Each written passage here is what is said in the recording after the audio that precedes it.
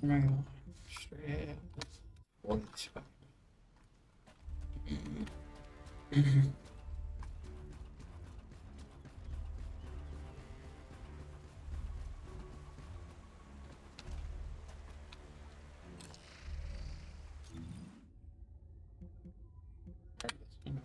first.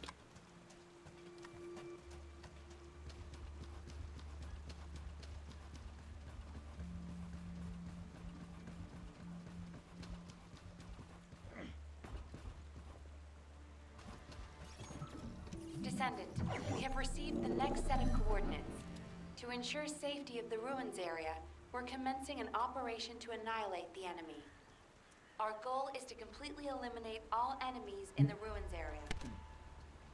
We have detected Vulgus signals, indicating an ambush near your location.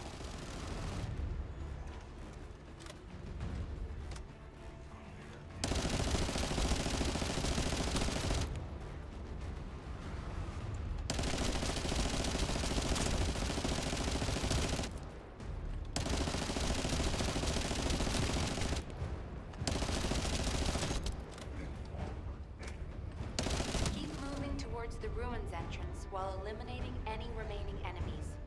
You were ordered not to enter the ruins until the area is secured.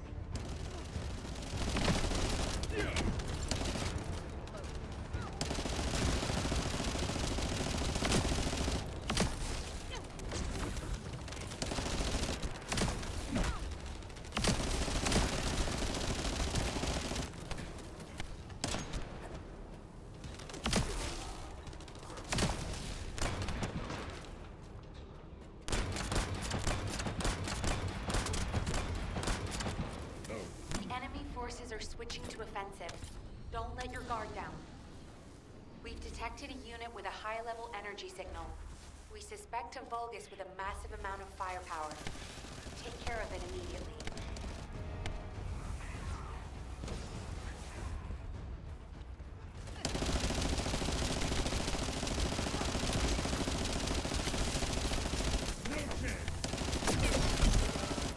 Vulgus eliminated. We'll brief you at HQ for your next operation.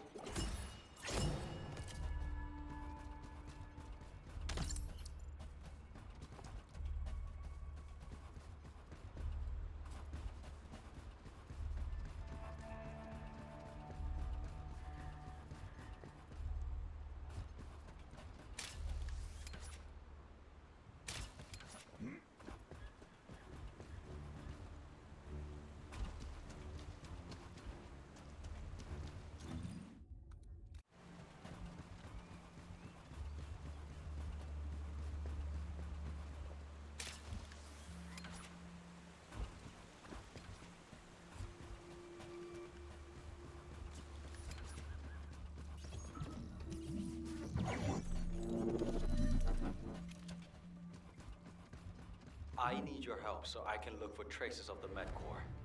If you distract the enemy, I'll be able to move freely. Yes, if you destroy the Vulgus pumps, that should get their attention.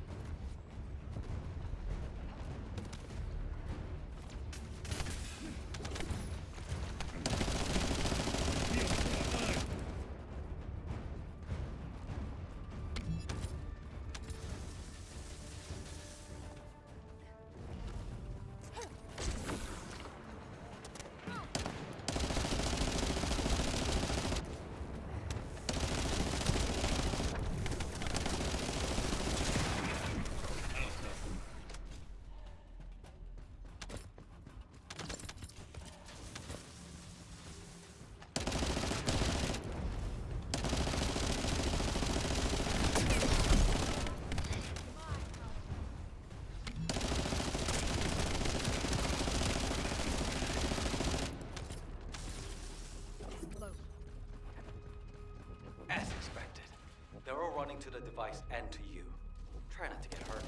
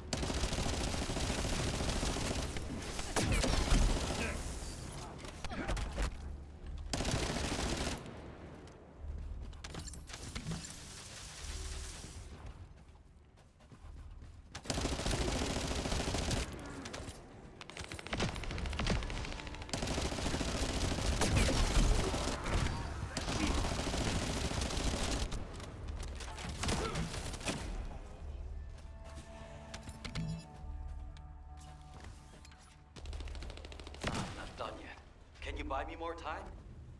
Just smash something. I have a lot more left to check.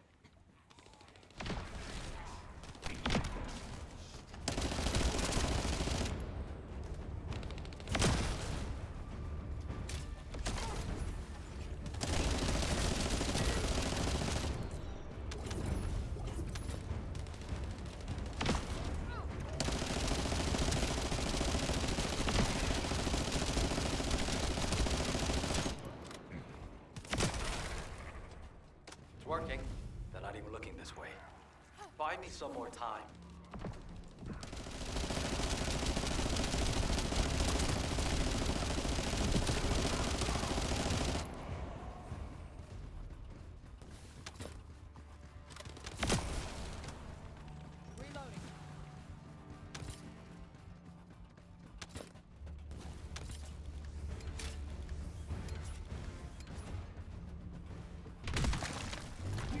Hypercube activated.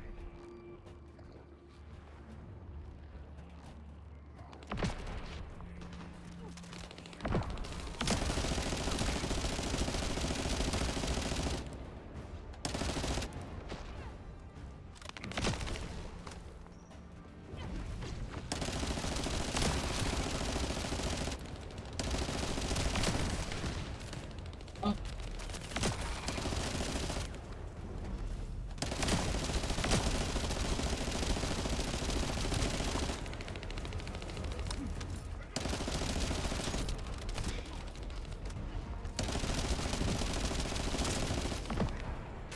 Take this.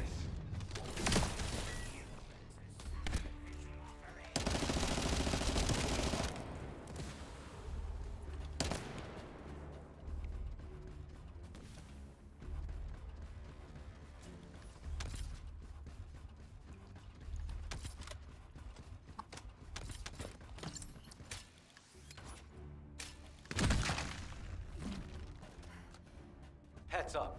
Powerful Vulgus approaching. I can't move from here. You'll have to deal with it yourself.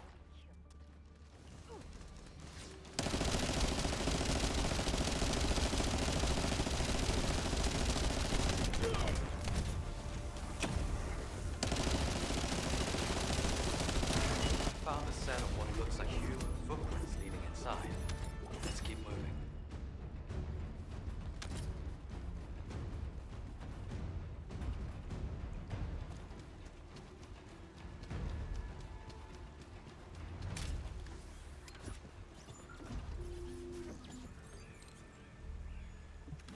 There's an Order of Truth data storage facility nearby. Let's check it out. Let's see. A security system. Disabling it will allow me to collect the data.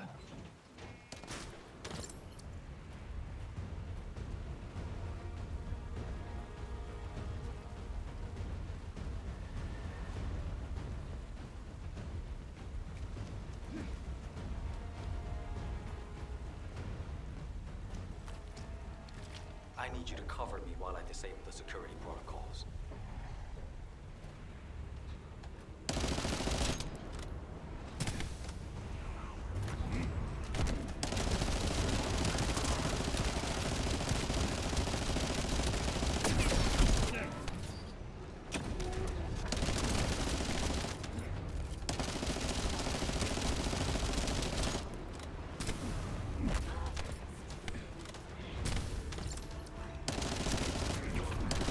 Get behind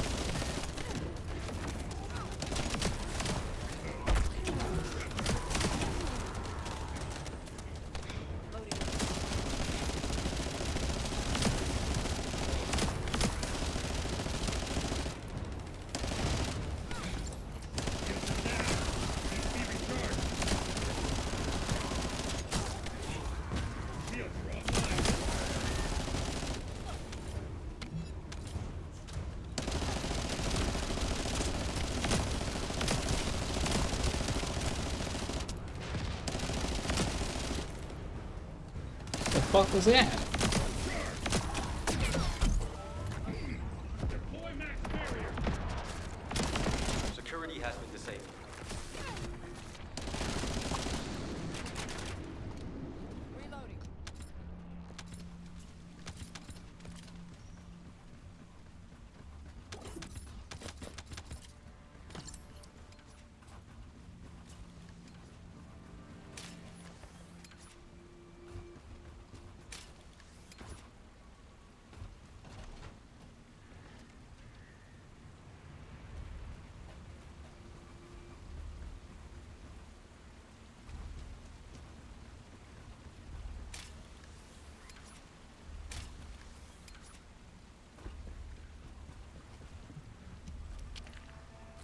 I've started working on the security. Keep the Vulgus off me.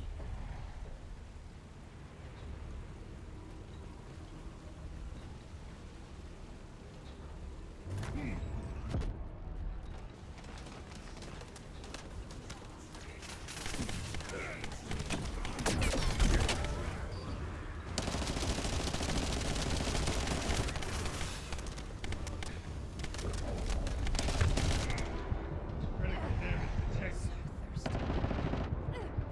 All my senses.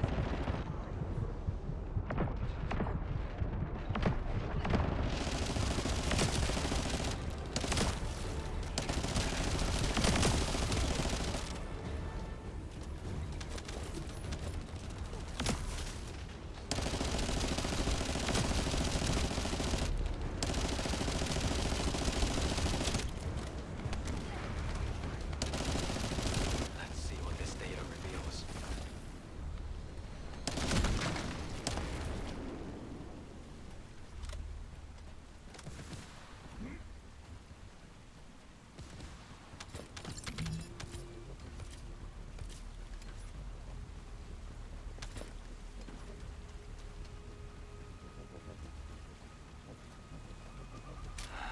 I couldn't find any significant info.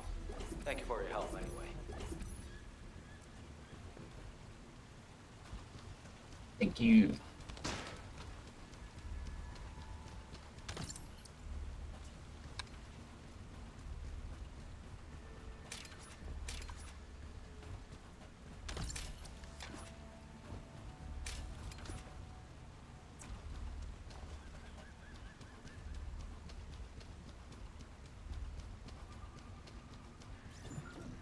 Descendant, it's urgent.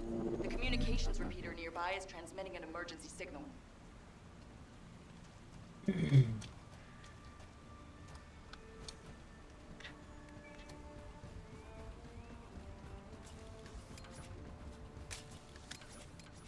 Oh, We need to check what's going on. Oh, great. It's being attacked by the Vulgus.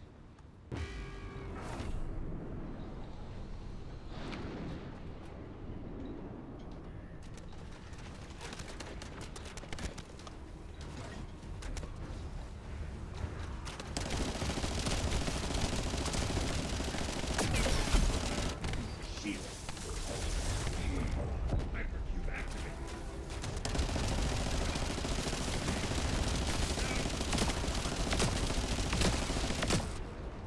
No chance.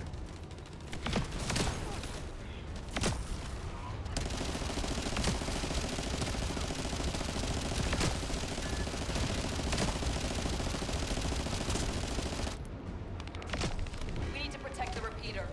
And it's delicate equipment, so be gentle with it.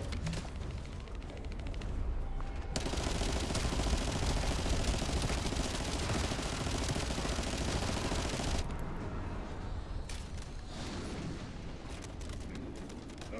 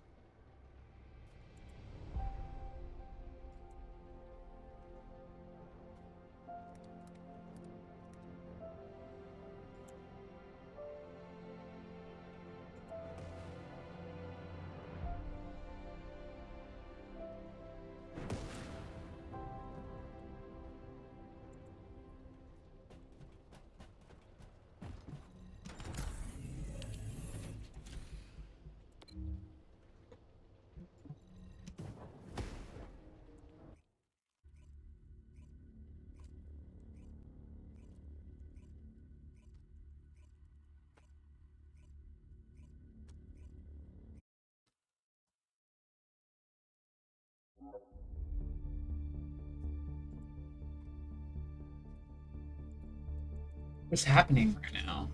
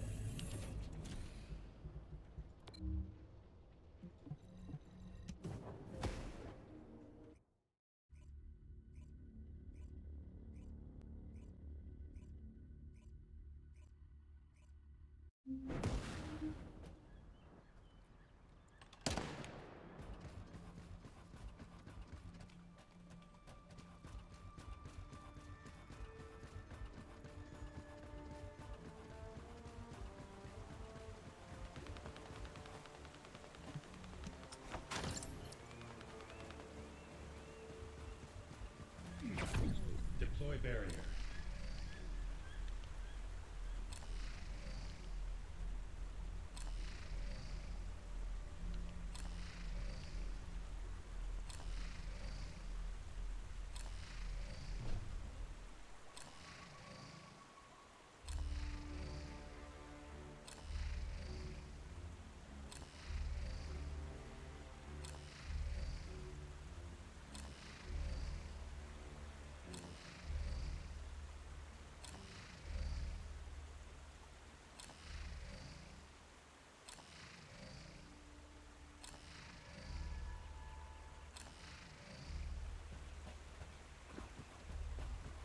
Whatever.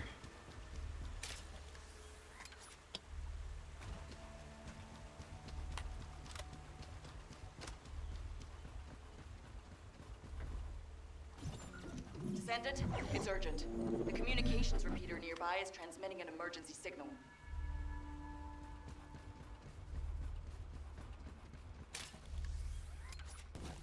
We need to check what's going on.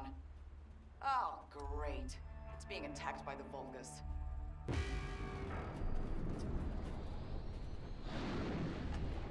I can't do this shit by myself.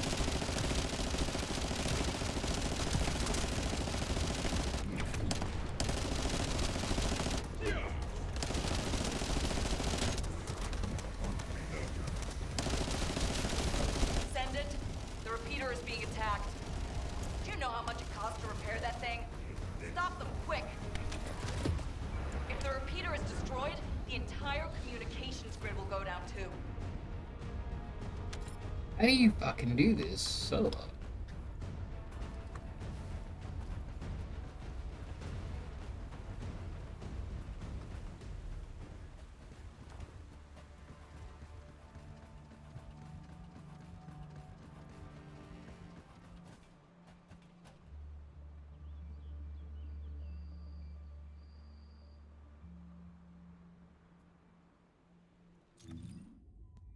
Stream rank up. Anything?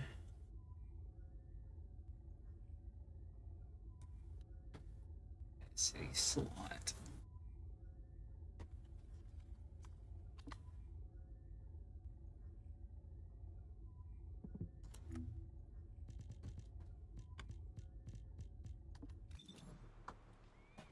What do I level up once I hit?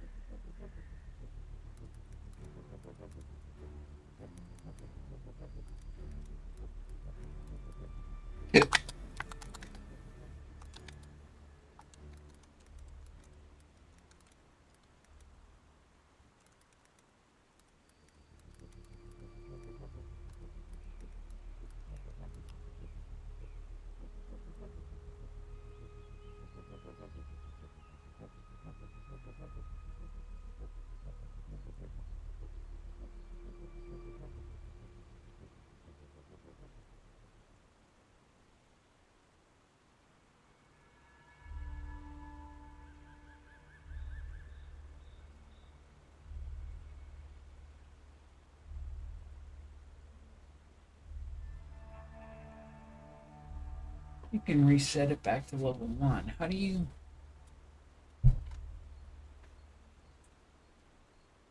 To upgrade your module slots? How do you reset? How do you reset your character back to 1? Let me tell you how I managed to come back from the moon. Let me tell you how I managed to come back from the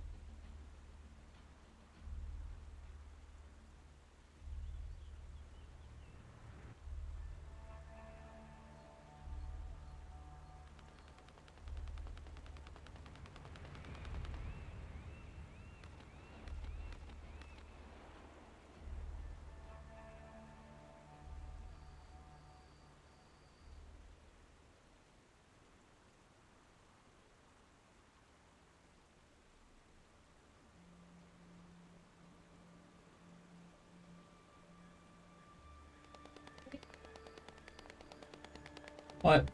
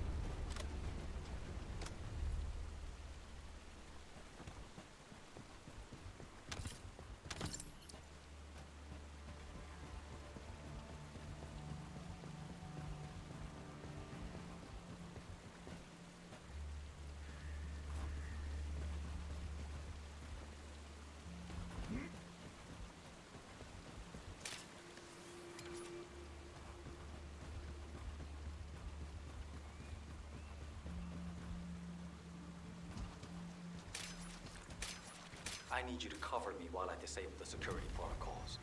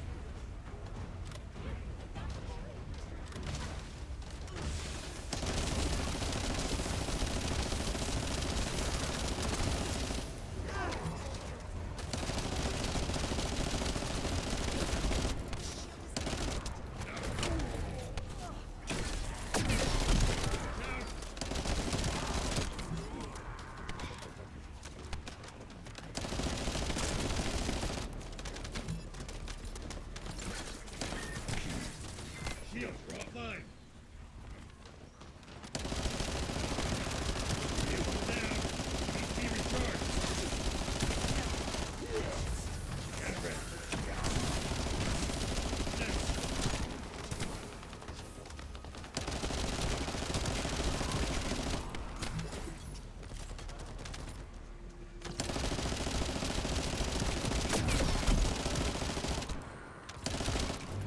Security has been disabled.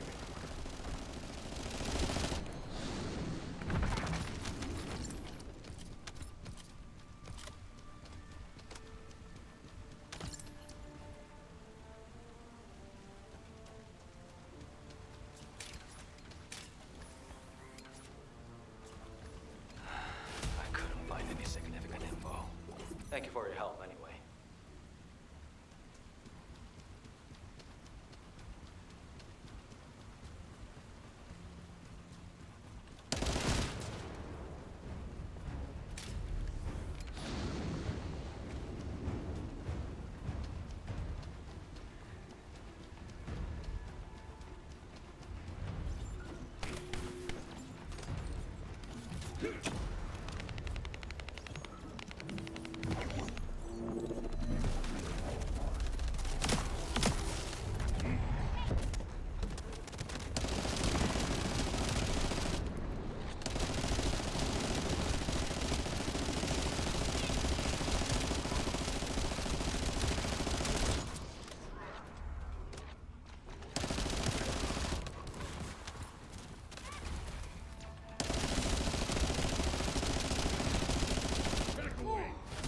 Managed to keep the communications grid from being destroyed. Good job, Descendant. HQ, this is Eugen. We secured the area surrounding the Ancestors' ruins. Standing by to infiltrate the ruins. We haven't located any traces of the missing Medical Corps unit yet.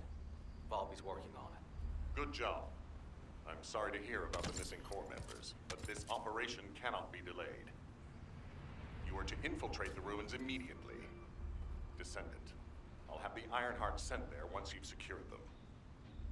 This mission symbolizes everything that humanity has long awaited. We must be successful. Over. You got all that, right? Over and out. Okay, let's prepare to infiltrate the ruins. There may be signs of my Corps members. Descendant, can you hear me? I went to Mystery's End to try and meet you.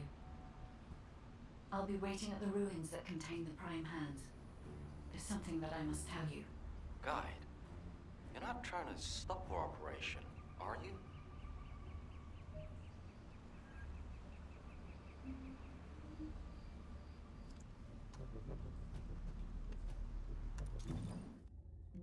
Oh, into that shit.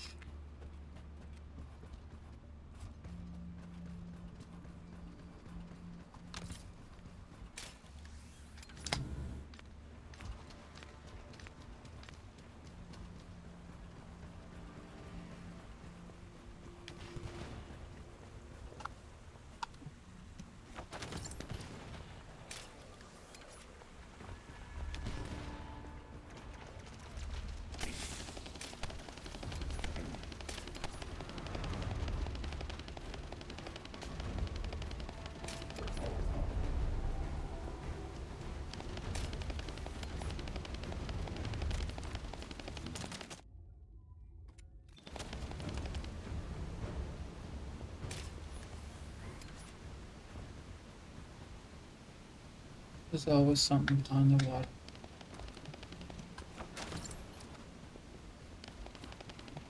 Dungeon. Descendant, the Ironheart is waiting to be transported to your location. Equipment and forces are also waiting to be deployed to fortify the ruins. Alpha has been looking forward to this moment. Considering the circumstance that humanity finds itself in, it makes sense. However, Descendant, consider, do you really need to use the Ironheart? If you are in a position where you are unable to object, unless you or the Descendants will it otherwise, I will also follow the will of humanity from this point forward. I was created to serve humanity, and I believe demonstrating the result of using the Ironheart is a helpful part of that. Humans tend to prioritize results over process. If they view a result as a certainty, they will justify the process. Therefore, I consider this current process to be justified. Please take care of the Ironheart, Descendants. Guide, your last comment made it sound like you've given up on the current situation. Is that really how you feel? I have not given up on anything, Eugen. Just as you have not given up on your medical corps members, despite there being only a flicker of hope. What do you mean? My core members are still alive.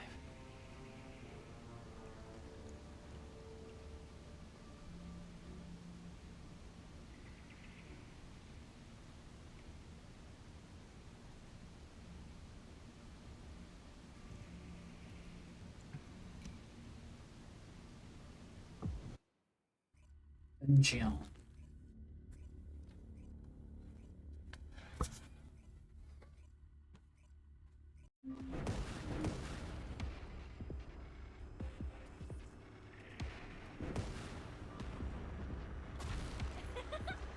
The entrance to the ruins is blocked.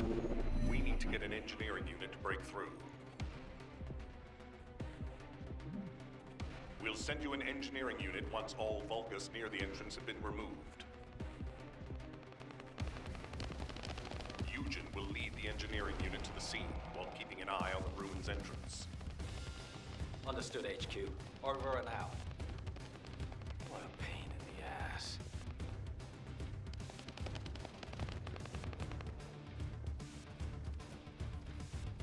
Okay.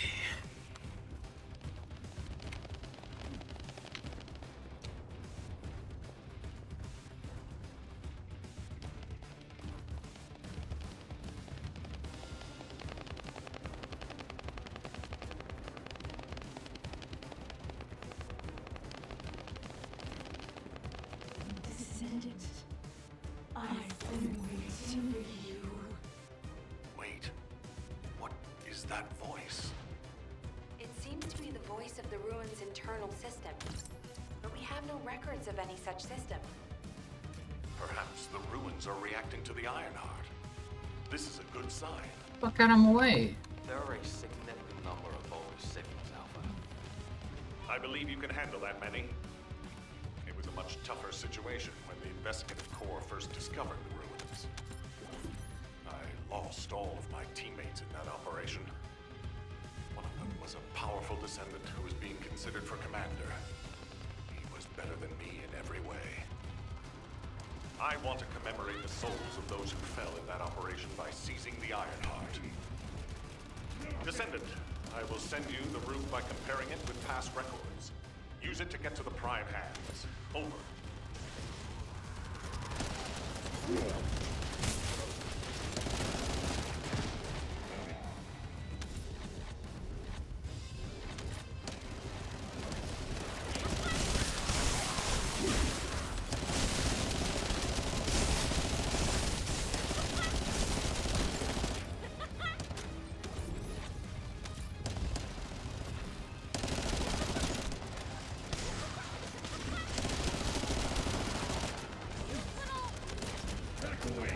An area of electromagnetic energy.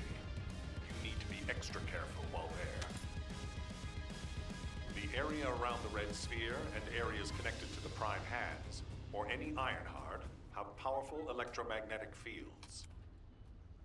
It's one of the clues that humans have used to locate the Ironhearts. Slowly but surely.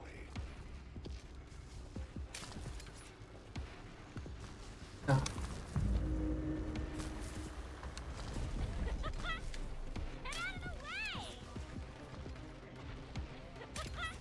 Oh my god!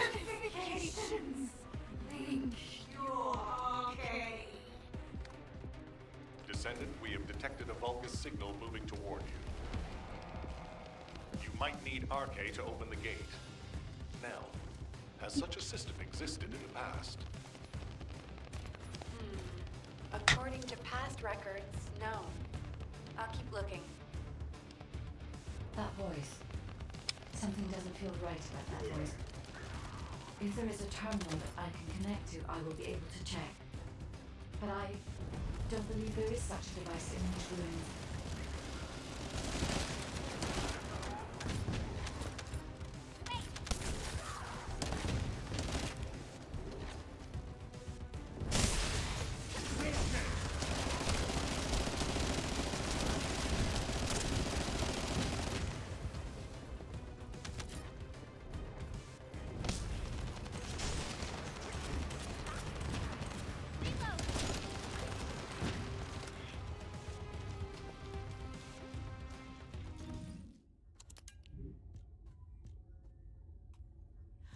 Okay, confirmed. Waiting for you. The prime hands are close. The Ironheart. Bring it to me. Strange. The Ancestors' ruins have never looked like this before. Have you heard anything from the guide? This is Eugen. The guide did mention these ruins were unusual, but they don't seem to have any detailed information either. Alpha, should we abort the operation? Honestly, I would prefer to delay using the Ironheart. We've already had this conversation. Can't you just trust me for once, Nell? It's not about who's right or wrong, Alpha.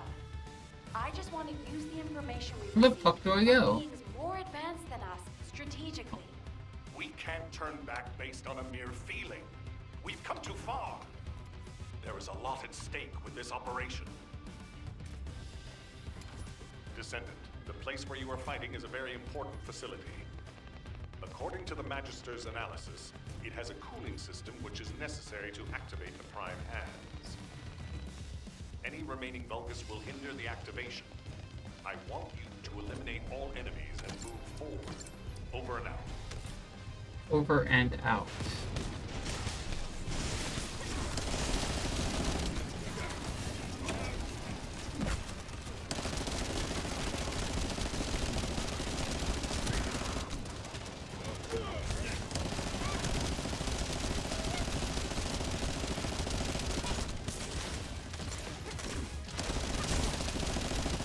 Descendant, we found records that say you need a phase shift device in order to reach the Prime Hands.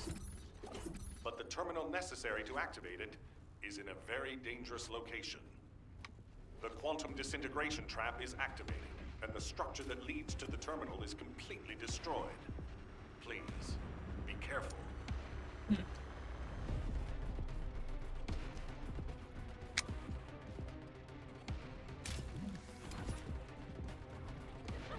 Shit. My shield!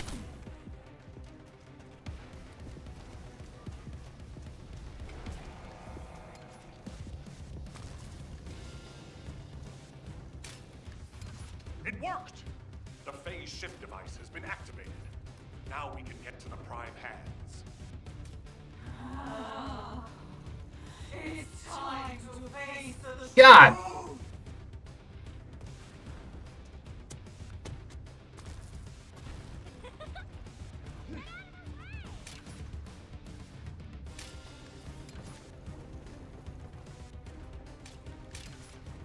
Ah! Jesus Christ. This is gonna be one of those.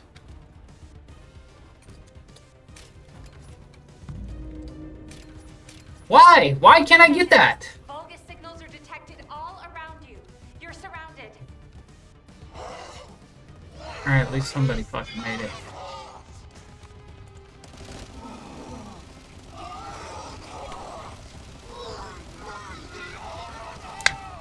Really? That voice has been bugging me for a while. What's happening?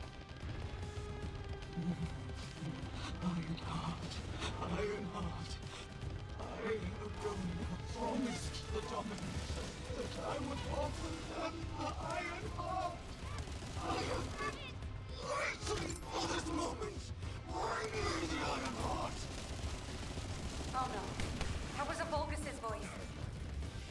Everyone, remain calm. This changes nothing. We only have to defeat this thing and connect to the Ironheart.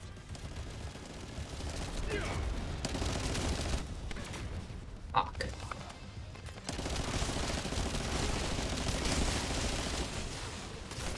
What is this? Oh, fuck.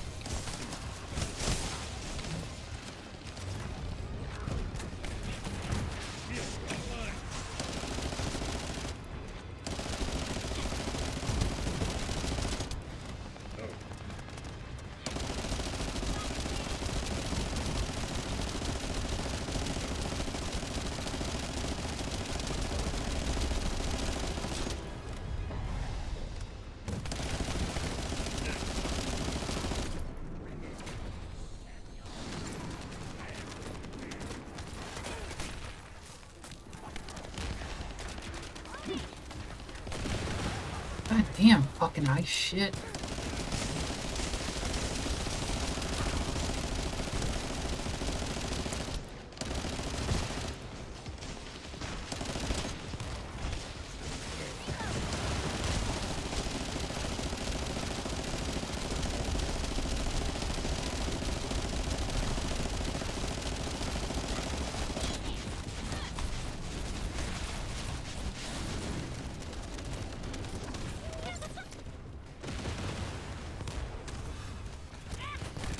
My shields!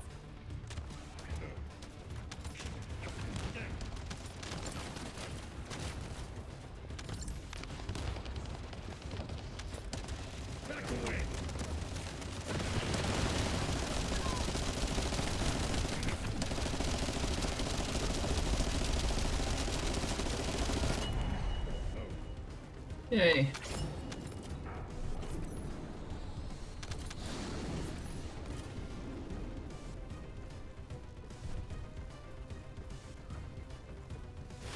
That's the last part. I warned you.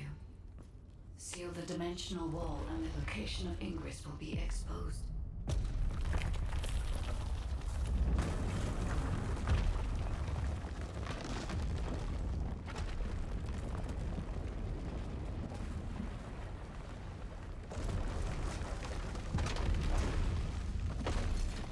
If that is what HQ wished.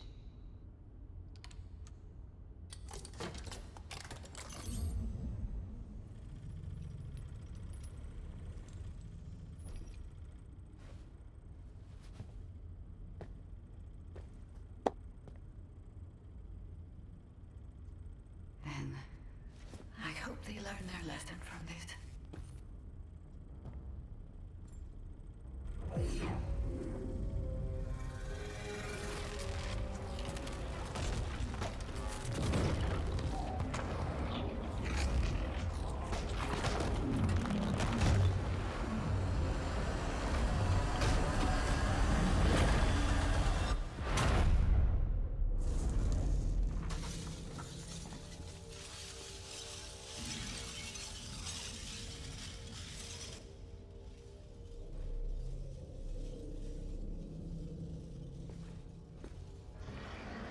Descendant, look here.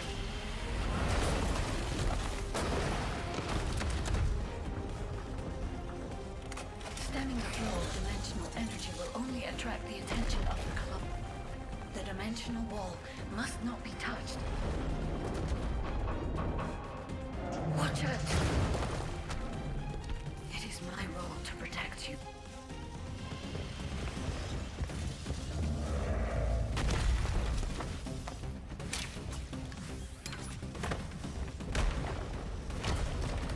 Punch him in the face!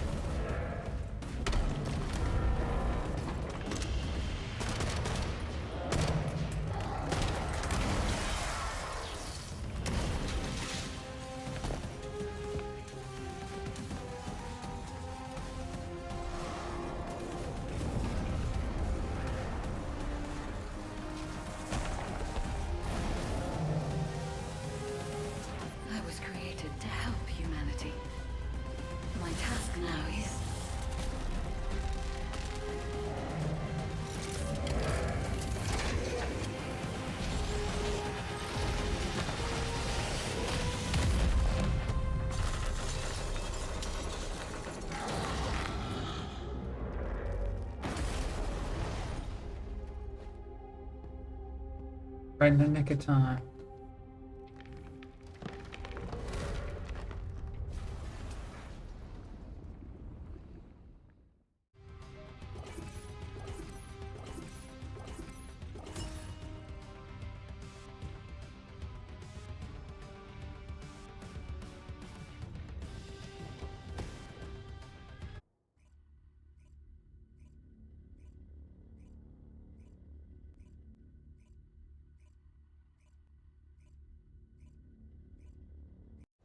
The Ironheart has delivered results that leave much to be desired.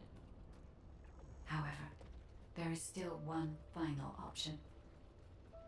There's something I wish to tell you. No, to tell all of humankind, Descendant.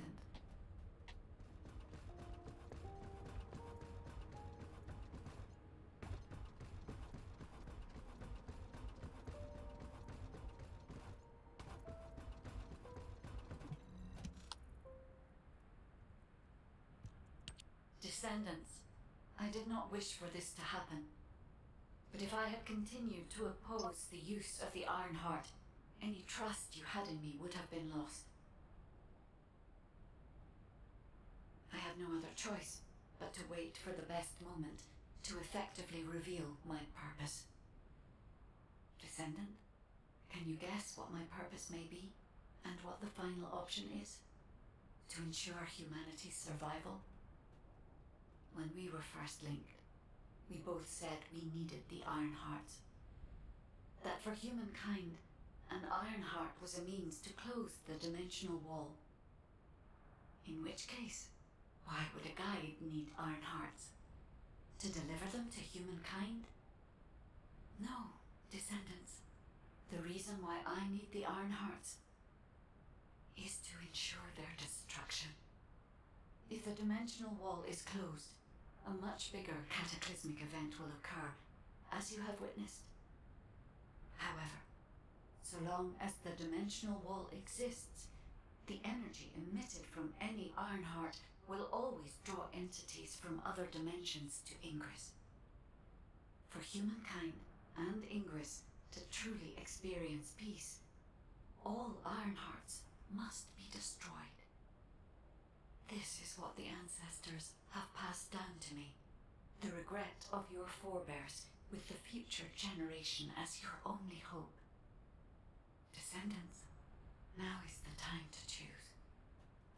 Please, I hope all of humankind will accept the sacred mission left behind by the ancestors. Hold on a sec. Are you going to destroy the Ironheart? That's your true purpose? If that's the case, the Ironhearts could have just been destroyed in the first place. She probably didn't know until she saw what happened when we used one. And there's no way Alpha would have allowed it. It seems there are no other options. Descendants, I have received the details of your conversation with the guide. I wish to speak with the Descendants regarding the operation. No, regarding the future of humanity. I invite you all to return to HQ.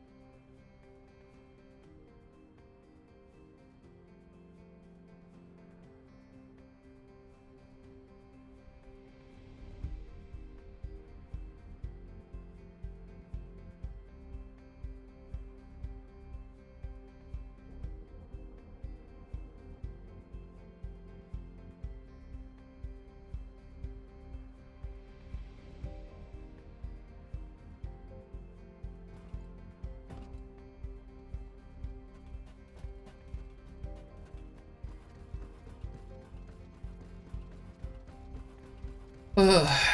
She said she was gonna destroy the fucking Ironheart.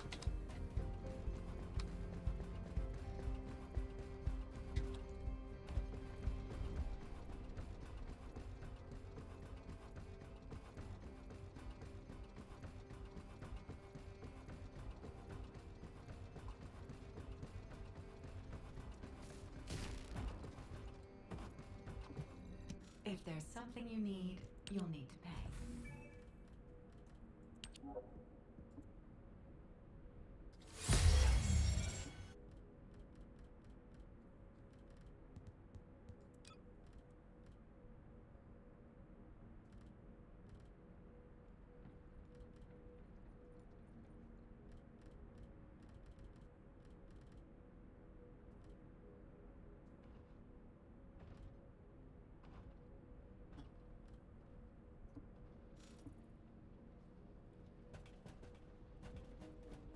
Jail. Right to jail.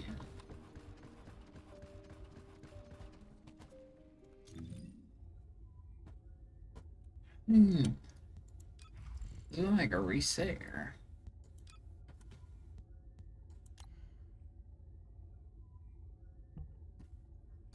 Reset your character.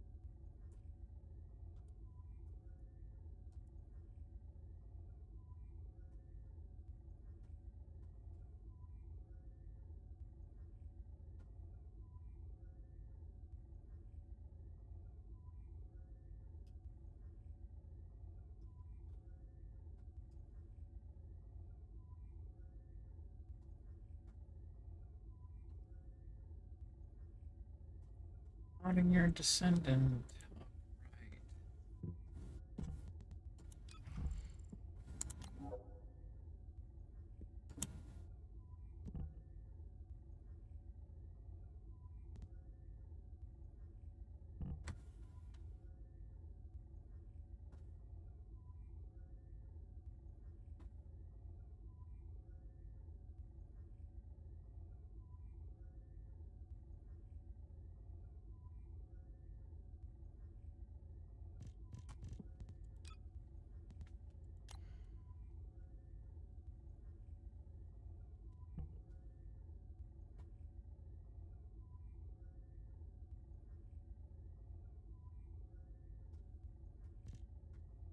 Does this reset?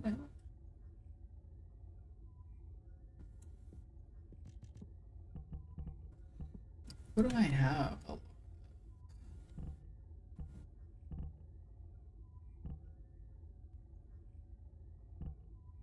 Can I see this?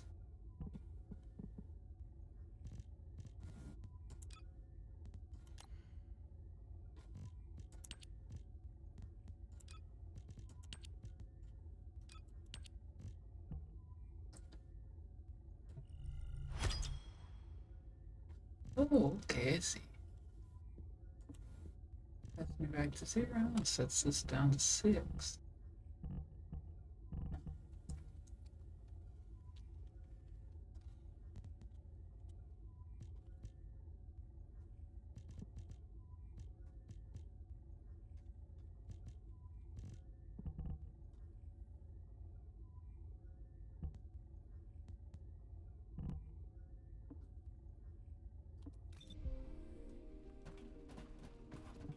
If all modules were the same, I'd be out of a job, right?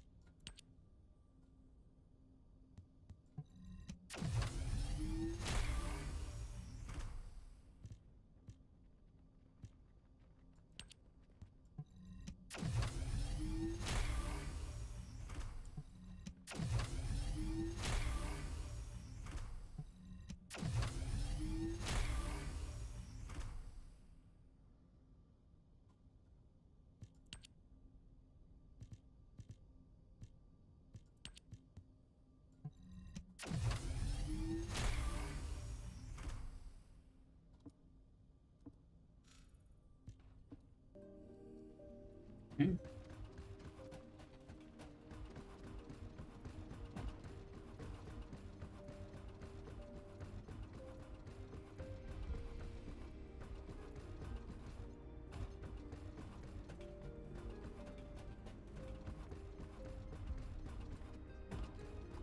Oh my god, again. I bought a thing.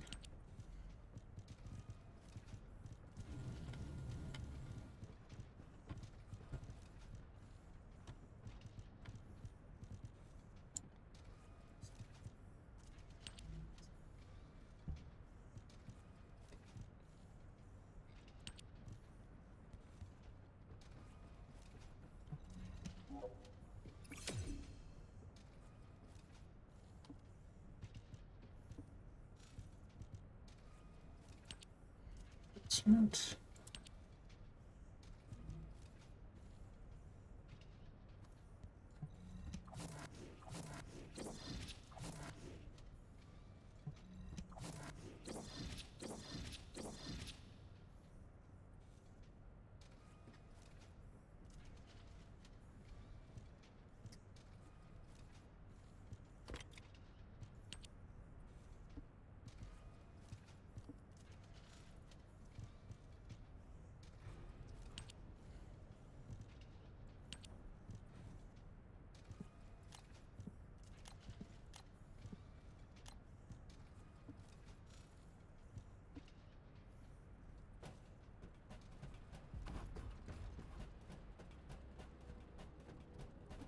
If it's new research, I'm listening.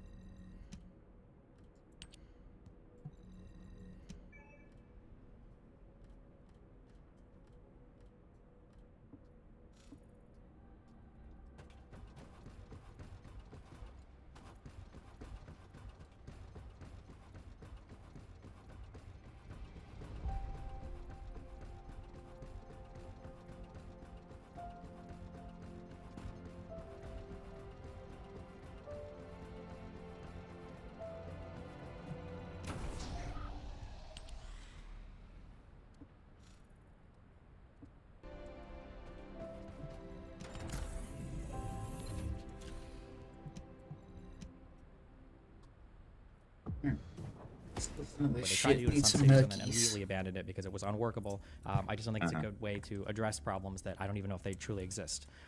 That's like my take. Your pragmatism is always the hardest thing I have to formulate an argument against when I do watch one of your, because you're nothing if not a pragmatic dude when it comes to politics, and I give you props for that. I tend to be a little less pragmatic. I'm probably more what you would call radical on but I'm a labor guy though. See, what I want is blue collar people to get a fatter piece of the pie that they make and bake. That's all my politics are, man. And digging into this other stuff, IP, racism, policing, has been super fun for me. For you, I don't, I don't really get to have interactions like this with somebody that I disagree with that don't devolve. Sure. I'm sorry I cut you off as much as I did, but I think we're both guilty of that in a certain way. You certainly are when you hear somebody say something, I'm not going to let you, that's kind of a destinyism, right? I'm not going to let you go on and on and on and on about this. True. It is a destinyism, but the reason why I do is because if I don't, I end up getting cut off a ton. So like in this conversation, my guess is you probably talked 2 or 3 times as much as I have, and I'm not sure if you're aware of that. I'm sorry for that. Dude, that's a meme in my community. It was a meme back when I was on Drunk. Sure, I understand you're saying it's a meme in your community, but I'm saying that people have this impression that I cut people off a lot. But generally, the debates have been most frustrating when you see me doing that. If you look at the end, if you look at the recorded talk time, and a lot of people don't look at it, the other person's speaking like 1.5 or 2 times as much as I am, which is why I'm saying like, hold on, let me finish, because I'm like fighting for airtime. Yeah. So then the impression that comes out because people watch clips. One of the questions you asked me in the beginning is like, why community hates your community so much? Oftentimes it's because of these 30-second clips that are like created of me and then propagated in other. I'm not I like your term clip chimp. Was it you that did that, or was it Bosch that did clip chimp? That's a term that came from clip. Oh, okay. So yeah, well, I like that term. I learned it from you, I think. It was either you or Vish. Sure. I don't have a. I've been on Vish's show 3 times, and I have like a really horrible, incurable case of what they call VDS. I have it real bad. I think he's a douchebag, and a privileged, like, rich kid that doesn't know shit about shit. And I think he learned pretty much like how to navigate a debate from you, but he doesn't have like the basis and knowledge that you base that skill on. You know what I mean? Because you are able, like that moment earlier when you whipped out like, well, the last book I read happens to be about fucking politics in the Mideast. You know, that was good. I don't think Vosh does that homework, right? I think he just kind of like goes with the flow. That's how I feel about him as a leftist, right? That wants to see a little bit more radical action happening. He's kind of like an albatross around the neck of that in a big way. Yeah, I mean, obviously I would agree, yeah. I also like, you know, I followed that meme pretty closely. I had to go back and look at it. Before I went on Vosh's show, I wanted to see like what his interactions with you were. And I learned through that like his interactions with you are basically the same as the interactions of a mother when she squats down to give birth. You know what I mean? Like you basically like lifted him from the dregs of your chat and made him what he is. Sure.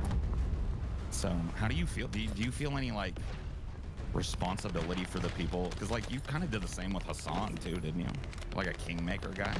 I mean, people come into my community, I chat with them. It is what it is, right? But I mean, let's like, okay, be humble for a second. Now stop being humble and be real, right? You understand that like your community has put a lot of people on, right? Yeah. But I mean, if they talk to me and they are somewhat polite and we have conversations, I'm okay with that. Yeah. I'm not saying you went through some like coronation ceremony. Yeah. But your community. I'm aware that there are people that I. What the fuck? Yeah, dude, I'm getting a little bit of like lag spike in the call. Can I like back out and rejoin it real quick? Yeah, hold on. What would I have to? It just usually sometimes I have to restart these Discord calls. Sure, rejoin and join the Stream Disagreements channel. I can drag you back up. Stream Disagreements. See, I don't know if I can see that. Hold up. It's like 3 channels below this called Stream Disagreements. I'm still like a pleb here or whatever. I just joined today.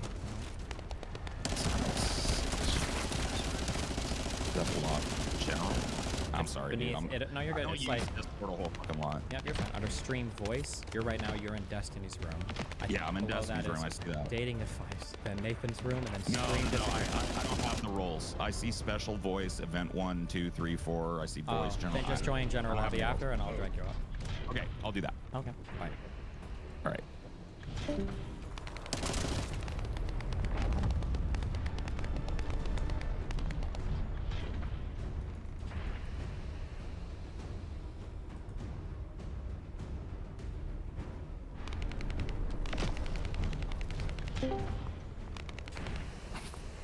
Dude, oh man, somebody was kind of fucking say some shit to me, and he pulled me in just with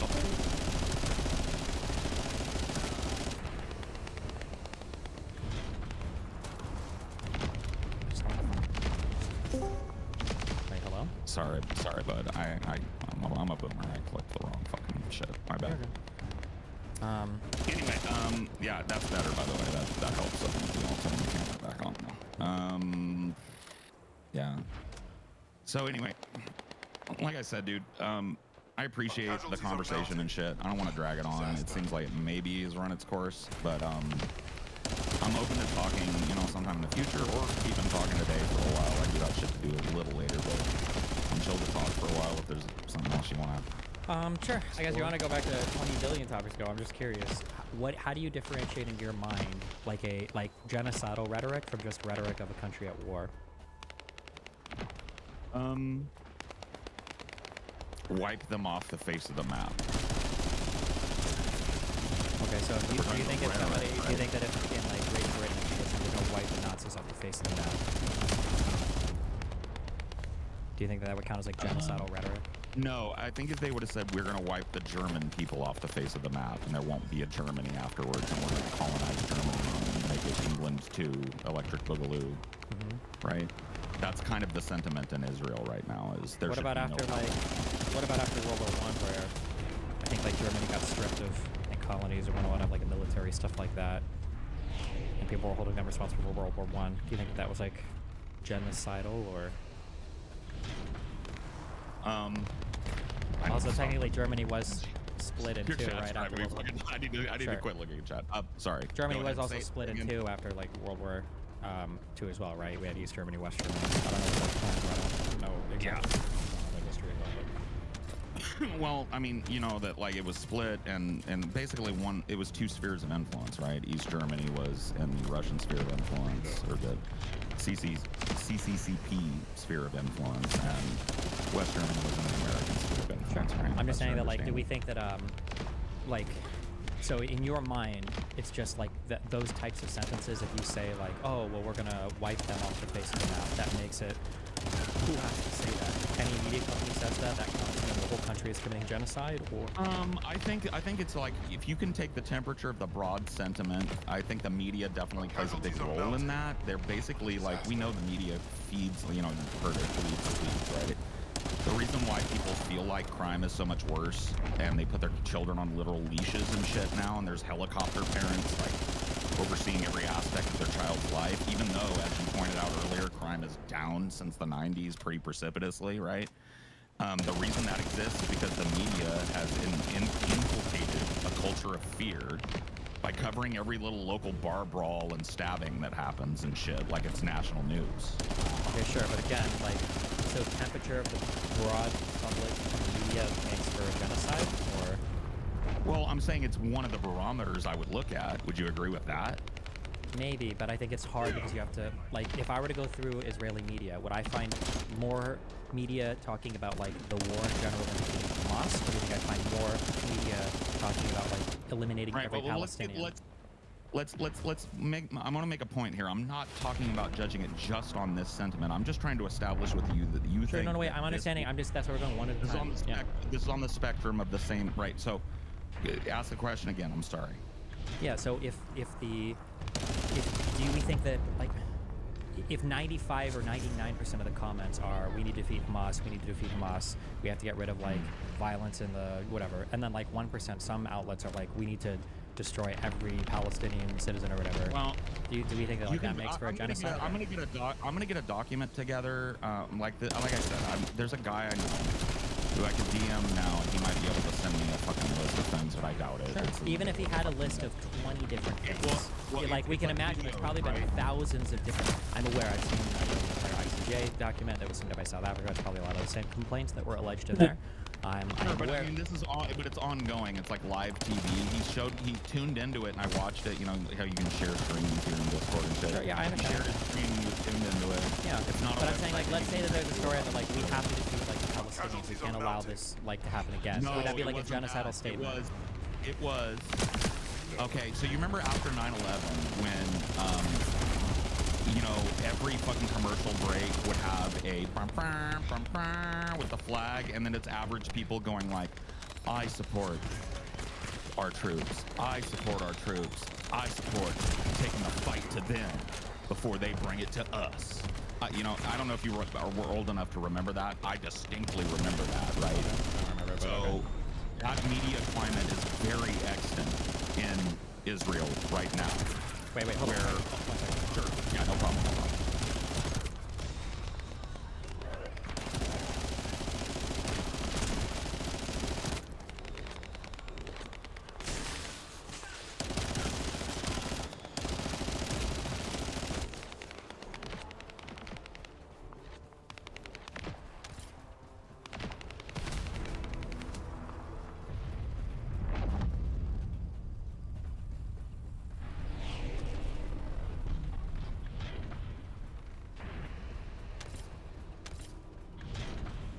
Wait, I'm sorry, hold on 1 second. No worries.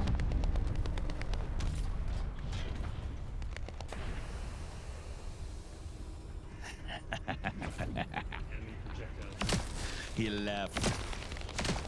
I don't know. Can Chad still hear me? Does he trust me with his whole stream? Does he trust me with his whole stream? No, I'm kidding. I'm not gonna be a dick. Hello, Chad. Hello, Chad. How's it going, Chad? You guys have been making me mad, but I appreciate a good Destiny chat. You guys are doing that. Today is awesome.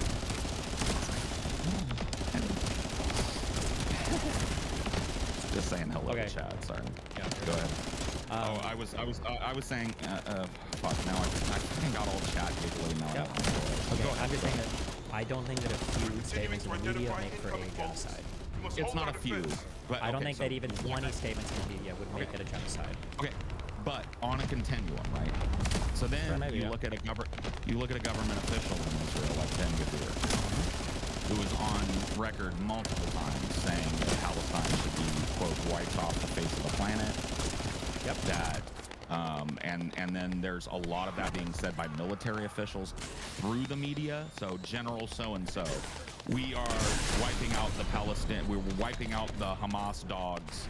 We're wiping them all off the planet. So Hamas dogs and everything, that wouldn't be, that's like you're referring Right. to a government. The problem is that, and I think you know this, right? Once the rubble that is Gaza is cleared, there are going to be tens of thousands of bodies. And if you're going to put a Hamas toe tag on every body, you're going to be putting toe tags on little babies, pregnant mothers. Maybe nobody's old talking about that. people. Nobody's talking about that right now. Like, we're just talking about, like, genocidal intent, right? We're talking about genocide, right? I mean, that wouldn't that prove genocidal intent? No. Dead bodies, dead civilians don't go at any point to furthering the genocidal intent, right? The intent is the intent. Intent by definition is not outcome. So you've got Ben Gvir and you've got Netanyahu who are on fucking record, not just during this conflict, but multiple times, provably, saying Palestine should be removed from the map. Yep. That it should be scoured in holy fire and all this fucking crazy religious Jew shit, right? Sure, Which I yeah. don't think has any place in the government, just like it doesn't have a place here. Mm-hmm. And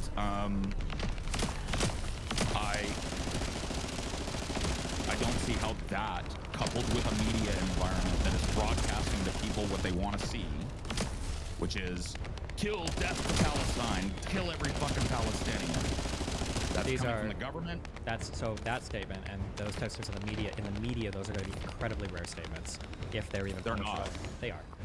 And then from government. Okay. the Well, people I'll that tell you you're- what, dude. I'll get you some examples, and when I come, Hold on, just to be clear, because I don't think when you say the media, even if you got me 50 examples, that might not necessarily be a lot. You're talking about tens of thousands or hundreds of thousands of stories that have been posted on Israeli media over the past. Well, how many almost year. people live in Israel?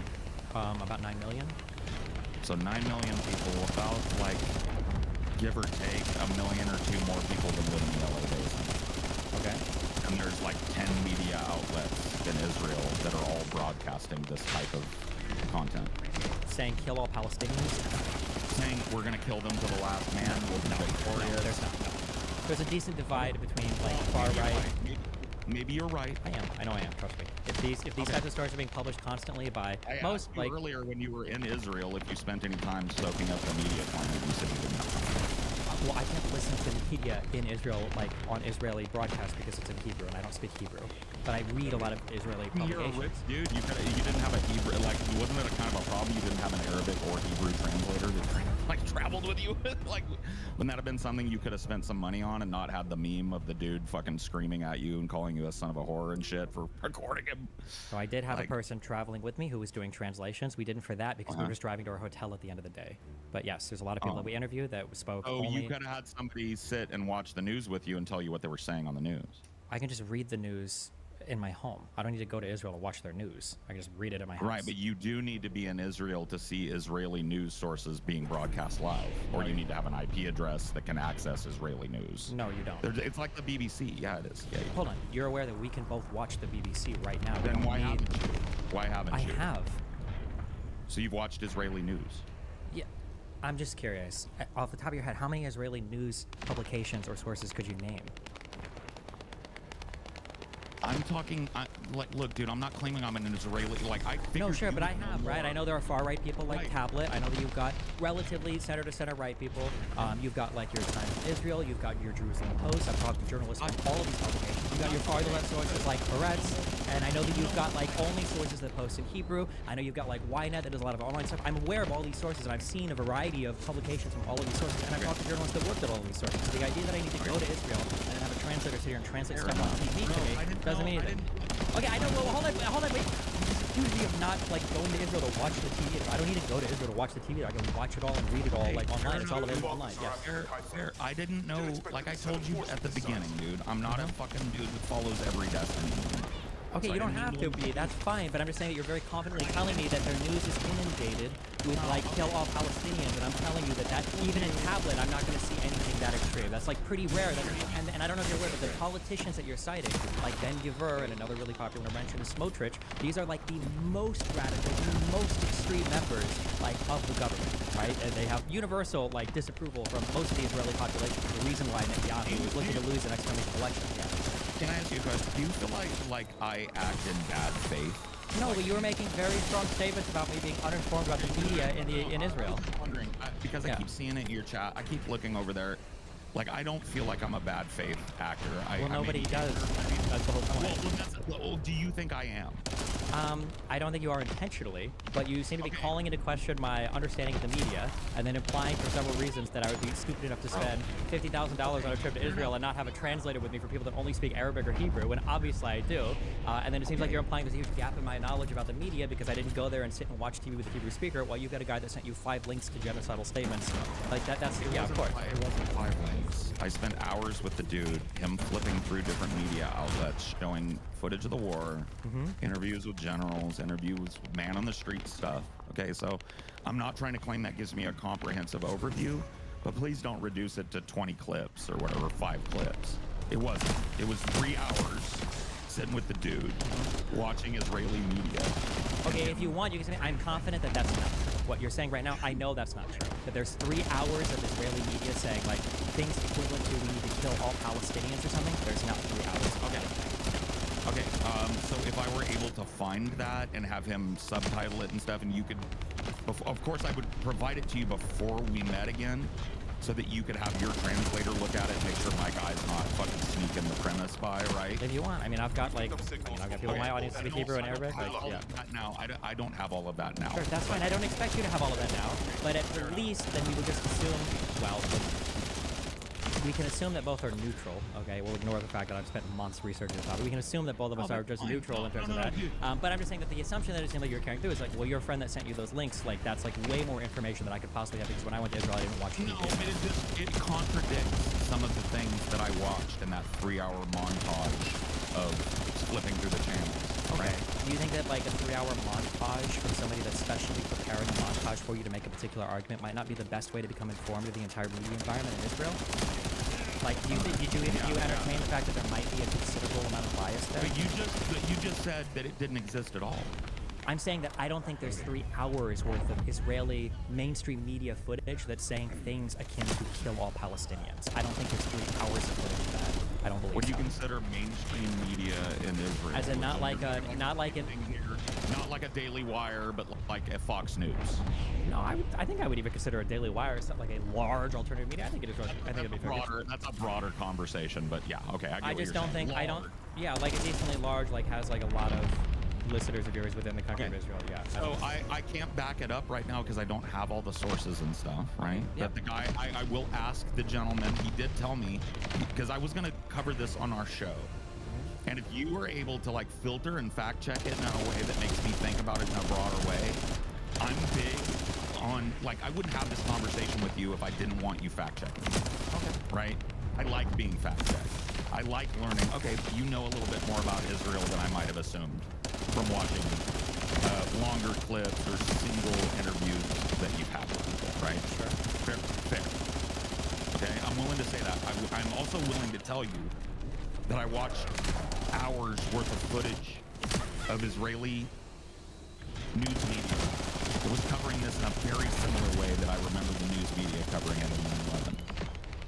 There's a very yeah, but our 9/11 coverage, Americans, do you think Americans were genocidal? Yes. Do you think that Americans wanted to kill every or wipe all of what, Arabs off the face of the earth? I have a picture of my dad wearing a shirt.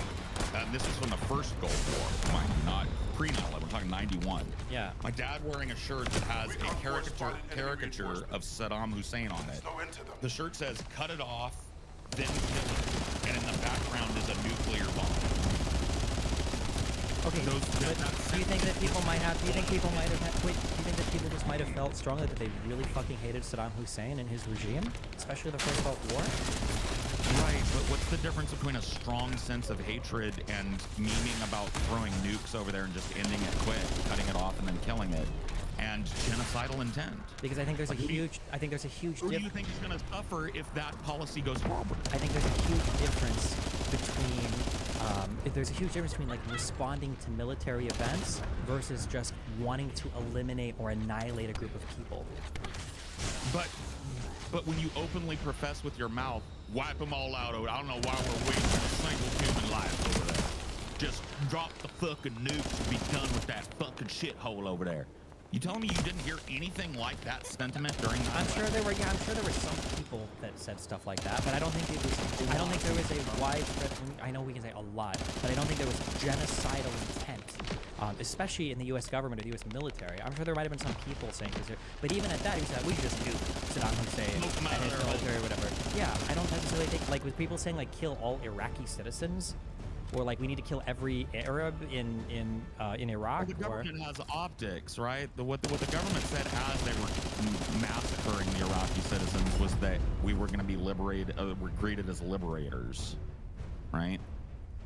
Sure. That was the government line to cover for the genocidal intent of let's go in there and just fucking destroy this Sunni minority in Iraq at the cost of any civilian life that comes in the way of it.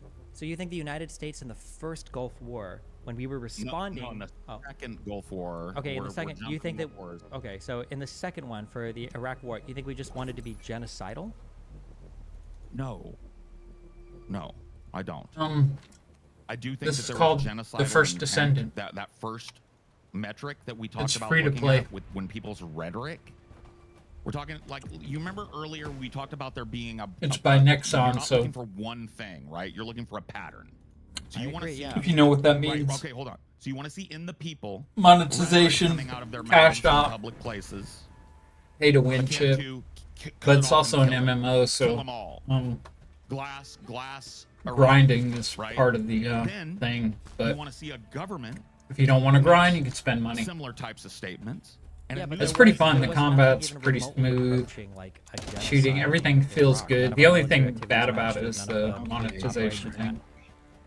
Do you think there was? There's other little things to nitpick about, but overall, it's a pretty You think that fun every game. in World War II, when we nuked Japan, was that a genocide? Maybe not all the genocidal fucking markers are there for Iraq. No, but I I'm didn't say not they looking for were. all the markers. I'm just looking for that special intent of like just wanting to eliminate a whole like a I'm just like ethnic group, grinding like a stuff national right group. now. Have you seen There's like Buddy I Nips don't know the if you ever Nips? played Gears of War, but it's like a horde mode where you fight Well, you waves should and check waves that of out to see what monsters. American sentiment was about Japanese people prior to the bombs being dropped. It was not fucking then would you something say- that you would Is that call a normal human slaughter fucking to emotion. prevail Okay, so for profile for picture? Japan, we put Japanese people in the U.S. in internment camps. We firebombed every major city basically to the ground, and we nuked them twice.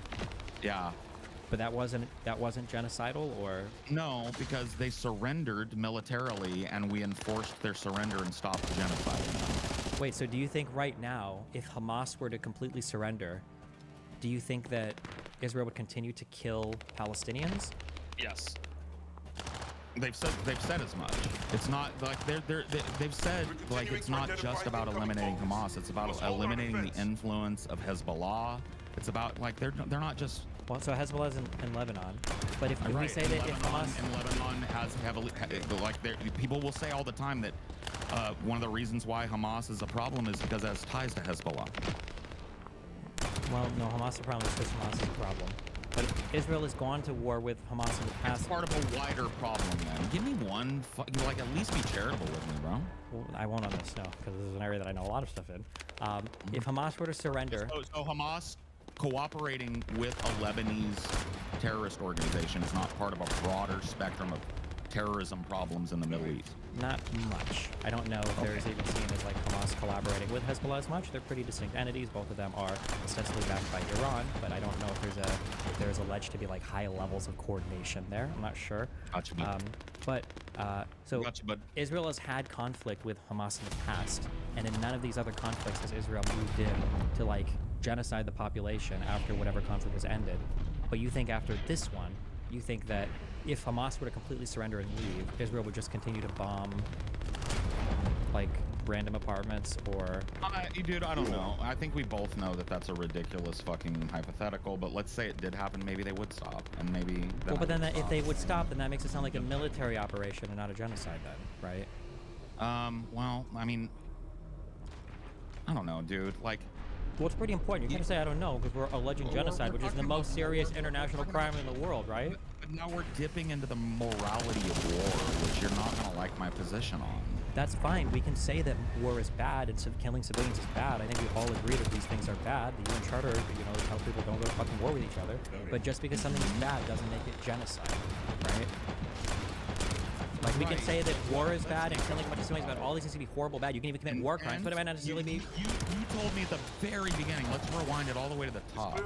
Mens rea, and the other one we said we could discard because it's present in every military conflict. Yes. What was that called again? Because I want to learn it. It's the act. The actus reus. It's just Italian. Actus rea. Or Latin bullshit. Mens rea means there has to be intent in the mind, right? I'm saying if there's intent in the mind of the populace, there's intent in the mind of the government, there's intent in the mind of the media, there's intent in the mind of the soldiers. Yes, that but the intent, interviewing. the intent for genocide has to be the highly special intent of eliminating a group, not just winning a war. Okay, all right. Well, then that's where we disagree. You disagree that there is any rhetoric about eliminating Palestine off the map. Well, it doesn't make sense because if I look at the actions, we can even ignore all the actions in Gaza. I guess maybe we'll discredit every single one of those. But there are 2 million Palestinians that live in Israel. There's like millions that live in the West Bank. Israel's not attacking and killing all of these people. It seems like their military operations are fixated in the part in the region where Hamas is operating out of. It makes it seem like it's a lot more fixated on Hamas than just killing Palestinians. I'm just looking for some of these fucking quotes from, Israeli officials over the years. If you want, you can literally Google ICJ South Africa case Israel. I've read the entire document that South Africa filed with the complaint that they filed with the International Court of Justice. I've read all of these, yeah.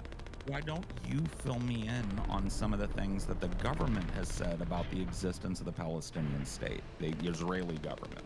There are a lot of people that don't want a Palestinian state to come into existence, an independent Palestinian state, but I don't think that's based on genocidal rhetoric.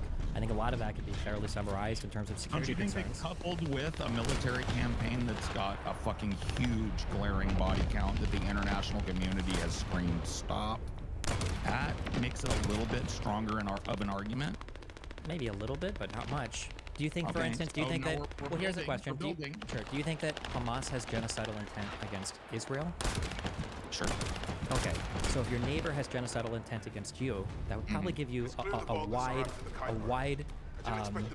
set of options to choose where you could respond to them, where you're not necessarily, wait, let me finish, please. You're not counter-genociding them. You're doing things to ensure your own safety and security, you're not counter-genociding them. Yeah. Right, you're not counter-genociding them because reasons, right?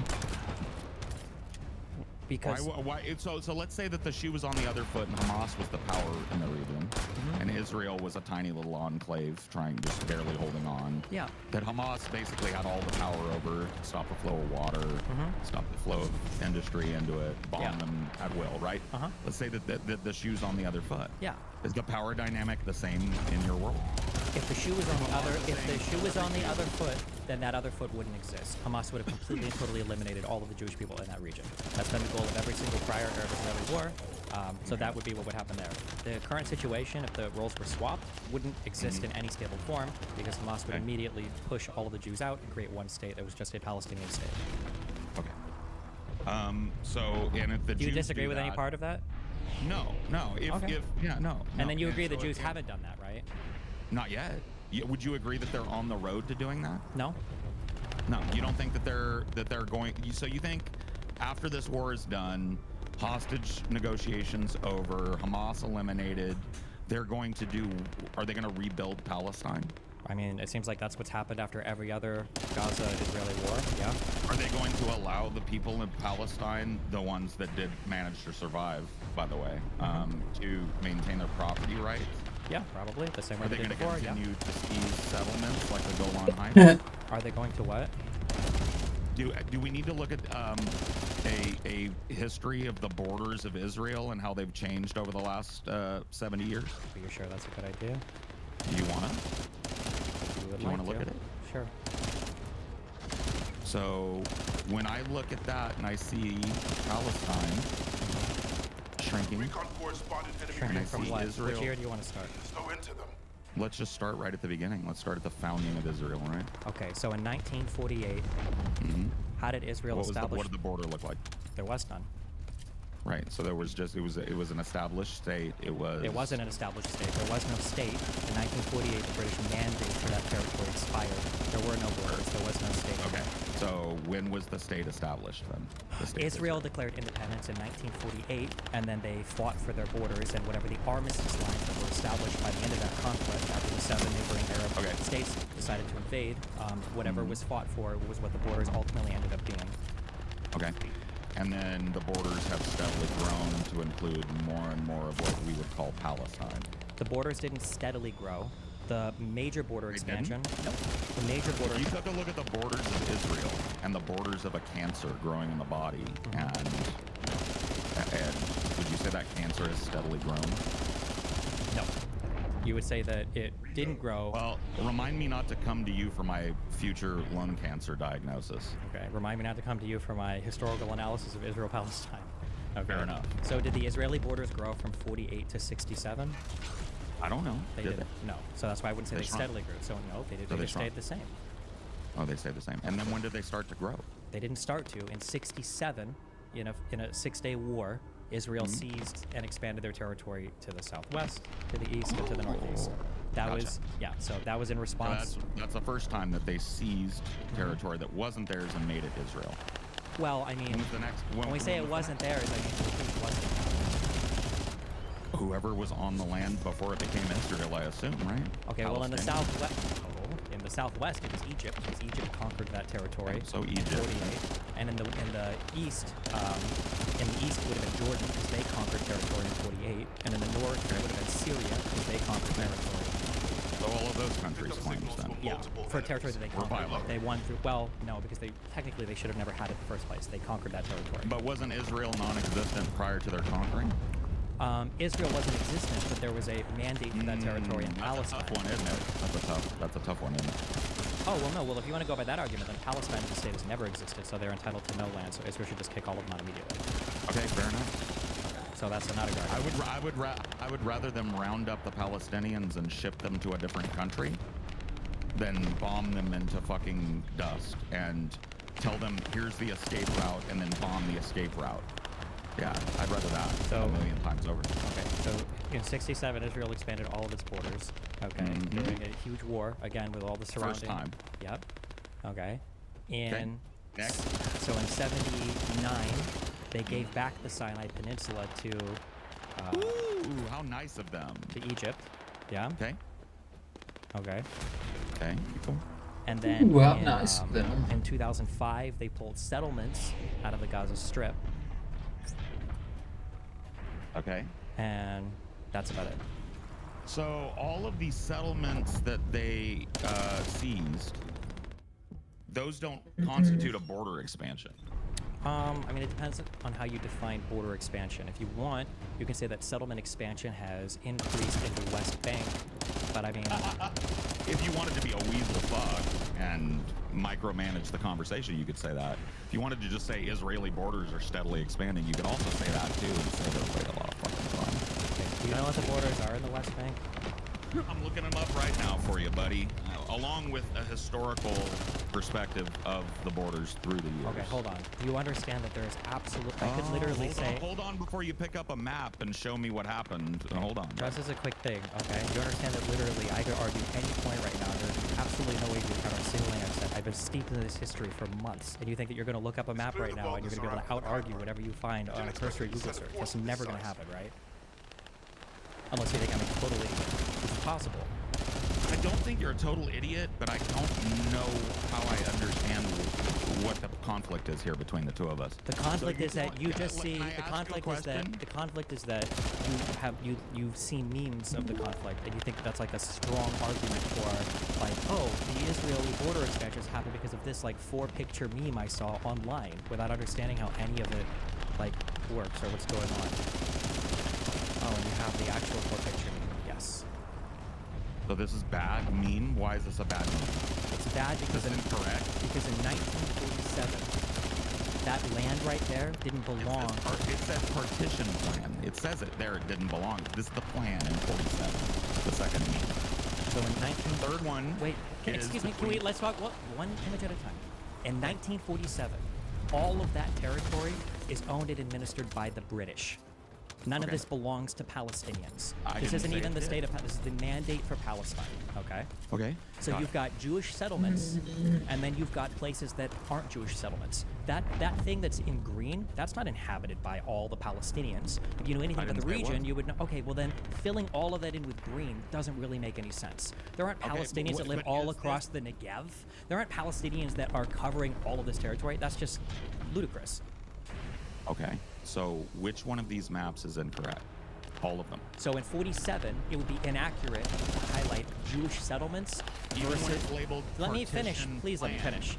In the 47 one, okay, it would be inaccurate to label Jewish settlements versus the rest of the Palestinian land. If you wanted to make it more accurate, you might say Jewish settlements, and then you might have a second category calling it Arab settlements, or if you want Palestinian settlements, and then the third thing can be uninhabited land. But in the first picture, all you're getting is the totality of the area for the Mandate of Palestine that's ran and administered by the British, and then you're showing areas where Jewish settlements currently exist.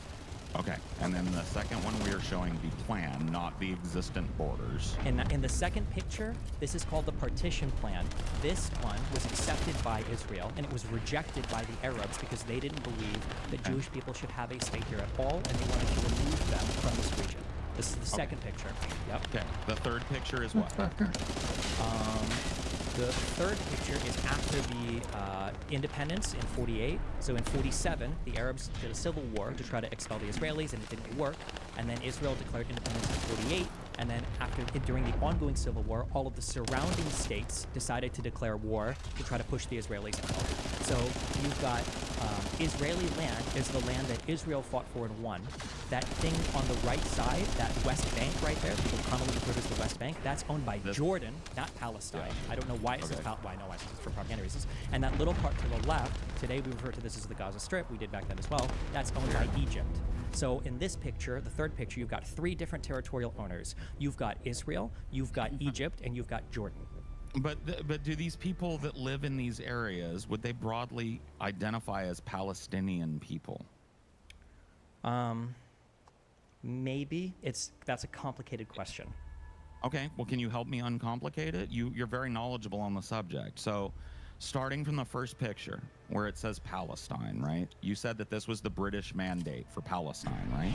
Sure. So, would these people in green here, would they, I just want to make sure the question is very focused, right? Would these people in green here refer to themselves as Palestinian at this time? In 47, the green is not going to resemble where all the people that live here live. If you get closer to places like Jerusalem or these big population centers, if they're connected, plugged into the media, they probably are starting, or by now they're probably calling themselves Palestinians in response to all of the Jewish immigration that's happened here over the past 60 years, especially over the past like 20, 30 years. They're going to start to call themselves Palestinians. Yes. Okay. So you're talking about, so nobody called themselves a Palestinian or really had any idea of a state by the name of Palestine until what year, by your estimation? Maybe 1917 when the mandate for Palestine started, but all of those borders were drawn by the British. Okay.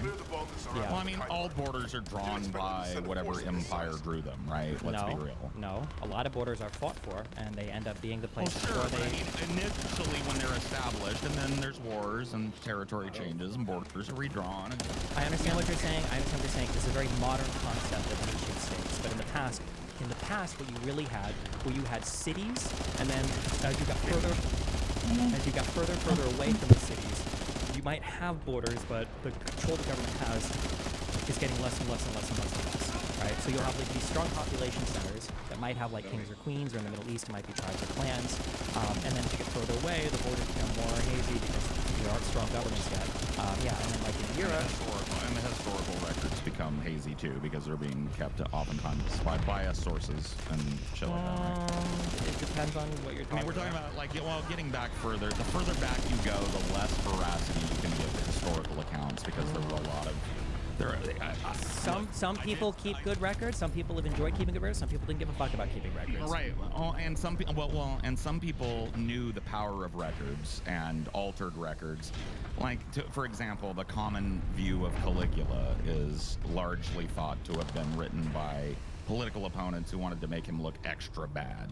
Right. Not saying Caligula. Yeah, but I wouldn't call like a political statement from an opponent like a part of the historical record. I think if people were interested in keeping archives, the archives are. Yeah, if people Roman historians that people will quote about Caligula. This is not. If people were interested in keeping historical records, I think generally, broadly speaking, the historical records are tend to be decent. You're not going to usually find outright lies in like historical archives, although it can happen. It's not that it's impossible. Yeah, I think that's not true, but okay. I'll let, in the interest of furthering the conversation, I'll let you go ahead. Sure. So in 47, right, this was the, or wait, no, sorry. In the second, the partition plan of 47, this was the deal on the table that the UN had, okay, for, well, how are we going to divide this land up so that everybody can kind of like live and chill? And in this deal, the Arab states rejected it because they didn't want Israelis to have a state here at all, or Jewish people to have a state at all.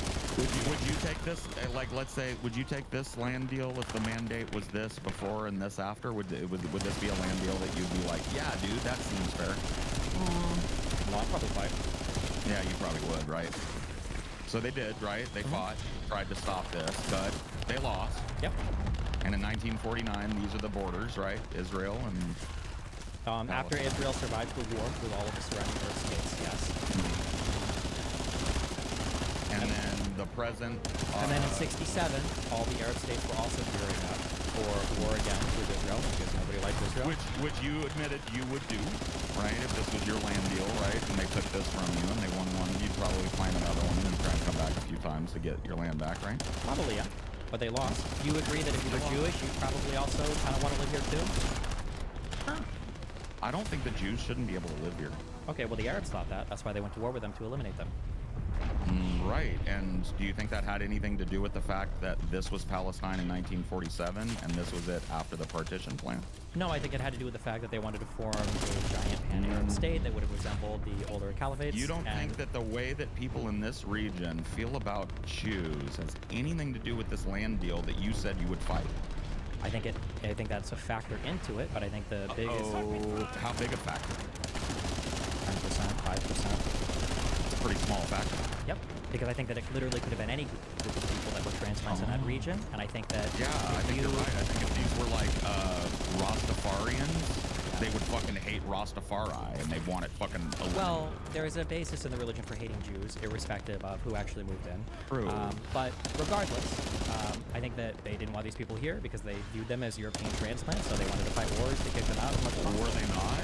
This is Palestine in 47, you've admitted, right? And this is Palestine after the partition plan. That's conquered British territory. That's what it is. Okay, and conquered people feel what towards their conquerors? Well, I don't know what the point of that question is. I'm just saying that in 47, it wasn't the independent state of Palestine. It was territory that was... The word that you're weaseling out of saying is hatred or enmity, probably. Okay. Okay. So, we're looking at a Palestine in 1947 that had broad control over a region. And you said... Wait, they didn't have any control over that region. What do you mean? Well, okay. That had broad recognition as a people. No, they didn't. In 47, I said that I said in 47, I said that this was the mandate for Palestine. It was being run by the British. This is the mandate system that was created after World War I. When did people in this region start calling themselves Palestinians? When they saw that it was important to do that to fight against the incoming Jewish people. Okay. And would you do the same? Probably, yes. But if I was Jewish, I would also probably want to integrate them. Yes, that's the issue. Is who strong to keep claims. All right. So if you're a property owner, I assume. Property rights in that didn't exist in the same way that we conceive of them today. It's a different. Yeah, I get it, but does that make it fair? It depends. Does that make it equitable for the people in this area? I don't. When we say equitable or fair for who?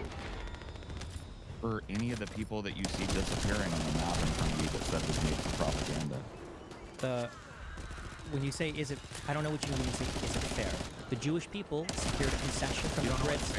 Let me finish. The Jewish people got a concession from the Brits in 1917 that the British promised them that they would establish or secure a homeland for them in the territory that they had mandate over after the collapse of the Ottoman Empire.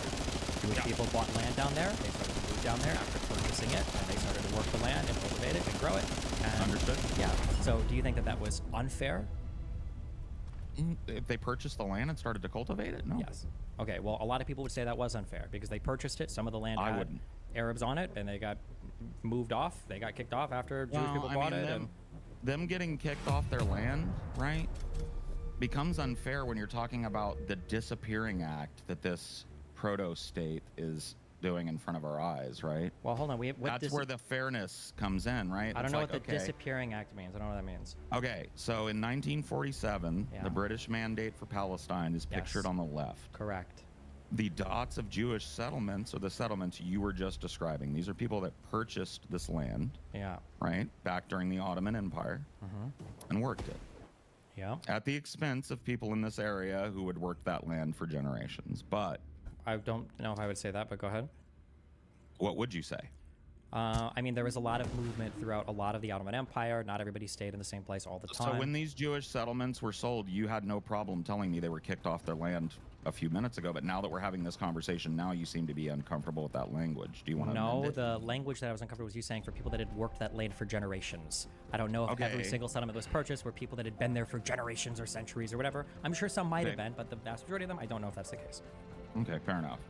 Does it matter in your mind if you've worked land for generations or you purchased the land and worked it for a generation?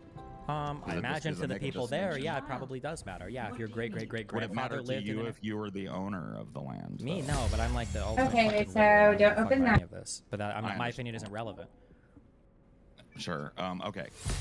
So, what you're telling me is that if you are a Palestinian now working land in Palestine, and then due to some British mandate from halfway across the globe, all of a sudden Jewish people are showing up at your door and going like, "Hey, this is mine now. Get the fuck out." It has some element of fairness to it. Well, prior to this, the country that you were a part of collapsed. So technically, now the territory is like a free-for-all, but I think because of the prior centuries of... So if somebody just decided that they owned the bedroom that you sleep in now because they have a claim on it from, you know, the past, you'd be cool with it just being a free-for-all in your house? It probably depends on the understanding that I have of where my house exists and who owns the property. Gotcha. So if somebody just came, if they, let's say that they had a provable charter from some fucking foreign government that said that they get to live in your bedroom. Let's say the United with States. that? Let's say the United States went to war with Cuba, and for some reason the United States lost horribly, and Cuba seized the southern part of Florida. Would I expect that my property rights under the Cuban government would be the same as the property rights under the U.S. government? Probably not. Do you think they would be? Do you think I should expect it to be the exact same? So this is the Wait. Do you think I would perspective expect? of Do the you think I would conqueror. expect the exact? Do you think I would expect my property rights under the Cuban government that has now taken over me to be the same as the U.S. government that owned it before? I think you would want your property rights to remain the same. I yes. probably would be, but would that be Yeah, my you would. expectation? Well, you would probably find that expectation defied very quickly. Probably. Hence the disappear. Yeah, and I might even fight for it. I might even I might even try to do war and guerrilla warfare and shit. But hell yeah, you would. Sure. Yeah, but it probably would change, right? That shotgun mounted behind you would be used for other purposes, methinks. Sure, but yeah, they would probably be different, right? I mean, I think they'd be pretty fucking similar. No. I'm saying that the administration of my land under Cuban rule would probably be different than under American rule, right? I would say probably pretty starkly different. Yeah. Okay. All right. That's it. So then I think you'd be pretty pissed off about that too. I probably would be. Yeah. Yeah, and I think that if this was your country and it went from 1947 to present, you'd probably be real fucking pissed off. Because you got deep dicked, didn't you? I mean, it depends on how you view deep dick, but yeah, I'm sure you would be mad. But I mean, so, you but know, then, know a good deep. I know you well enough to know you know what What's a good the- deep dicking is. What you got yeah. deep dick, right? Hold on. Do you understand, or do you think that Jewish people had a fair expectation to be able to come here, and that Jewish people had a fair expectation to be able to live here in peace without being constantly attacked by their neighbors? A fair expectation to be able to come there. So are we talking about the fairness of a capitalistic transaction that uproots somebody from their land and gives it to a Jewish person? Yeah. Earlier you said that if they bought the land, you said it was okay, fair. but now you don't think it's okay? Well, I think it's okay that they acted within capitalism, but do I think that the capitalistic structure that allowed a Jewish family to purchase land in faraway Palestine and uproot a family there is, I don't think that's correct. I don't think that the individual what if your opponents, Jewish what if families the country that you were necessarily the fighting most against, people know. what if the country you were fighting against, what if they were going to do the same to you if they won the war? Explain. If the country that you're fighting against, if they would have conquered, if they would have won the last war against you, they would have come and they'd taken any of your territory and then either forcibly converted you to their religion or genocided you or kicked you out. And then, but your country ends up losing the war. If the other side is like, okay, well, we're going to actually use some of your territory for different things, do you think that's probably a reasonable expectation if conflict is going that way? Do you think the average person that's being kicked off their land has that level of historical perspective when their family's being fucking forced off the land? Maybe not, but do you think that the average person that lives on that land benefited from the imperialistic conquests of the people that currently own that land that allowed them to live there? No. You don't think that the people that lived in the Ottoman Empire benefited from the existence of the Ottoman Empire? I mean, right, but Can I just disassemble my right? legendary weapon? Hold on. You yourself said that empires were kind of governed by distance, right? The farther away from the center of the empire you got, the less government support you could expect. Sure, but so by the 1900s... Hold on. This was governed by that empire as a border region. The Levant? Excuse me, no. It was not considered a faraway border region of the Ottoman Empire, no. Was it near, how far from the center, how far from Byzantium? Well, if it goes Israel, and then like right up to the northwest, it doesn't share a border, but is Turkey, if that's what you're looking for. Okay. If you're talking about like Constantinople or whatever, or if you're talking about Istanbul. Yeah. So it's not. I don't think it's that far away. But I also, just disassemble my you weapon. gotta walk through Lebanon first. We're talking during the but I'm saying, Ottoman but in the Empire, it's right across the Mediterranean. I mean, it's like right. You just going by how long? Like we're talking about the Ottoman Empire. You couldn't just hop a jet. You have so boats. They're being ruled by people that live conservatively 6 weeks away by horse. Hold on. The Levant is like almost like in the center-ish of the Ottoman Empire. It's not like some distant region. I don't understand. It's on the western waterborne edge of the Ottoman Empire, as I understand it, according to what I'm looking at here. Right. What are you looking at? You want me to go here? Hold up. I'll pull up what I'm looking at. Just give me a second. Well, I mean, you just bring up like a map of like the Ottoman Empire. I'm pretty sure that. Yeah. I don't think it's in North Africa at all. In the 1900s, it's probably just. But it's going to be mainly. I don't remember what they called the regions for it, but like the Levant is going to be here, and then it's like Turkey, and then I think like a lot of Iraq. I think it goes over to Iraq. I think. Does it go over Iraq? Or maybe not. Maybe it's just mainly like Syria and like Western Iraq. But it's not going to be like way in the like border or whatever. But. Well, I mean, I don't know. I mean, this is a stock image or whatever the fuck, so maybe it's wrong. But here's, I was just flipping through Ottoman borders. Disassembled it. Right. Okay.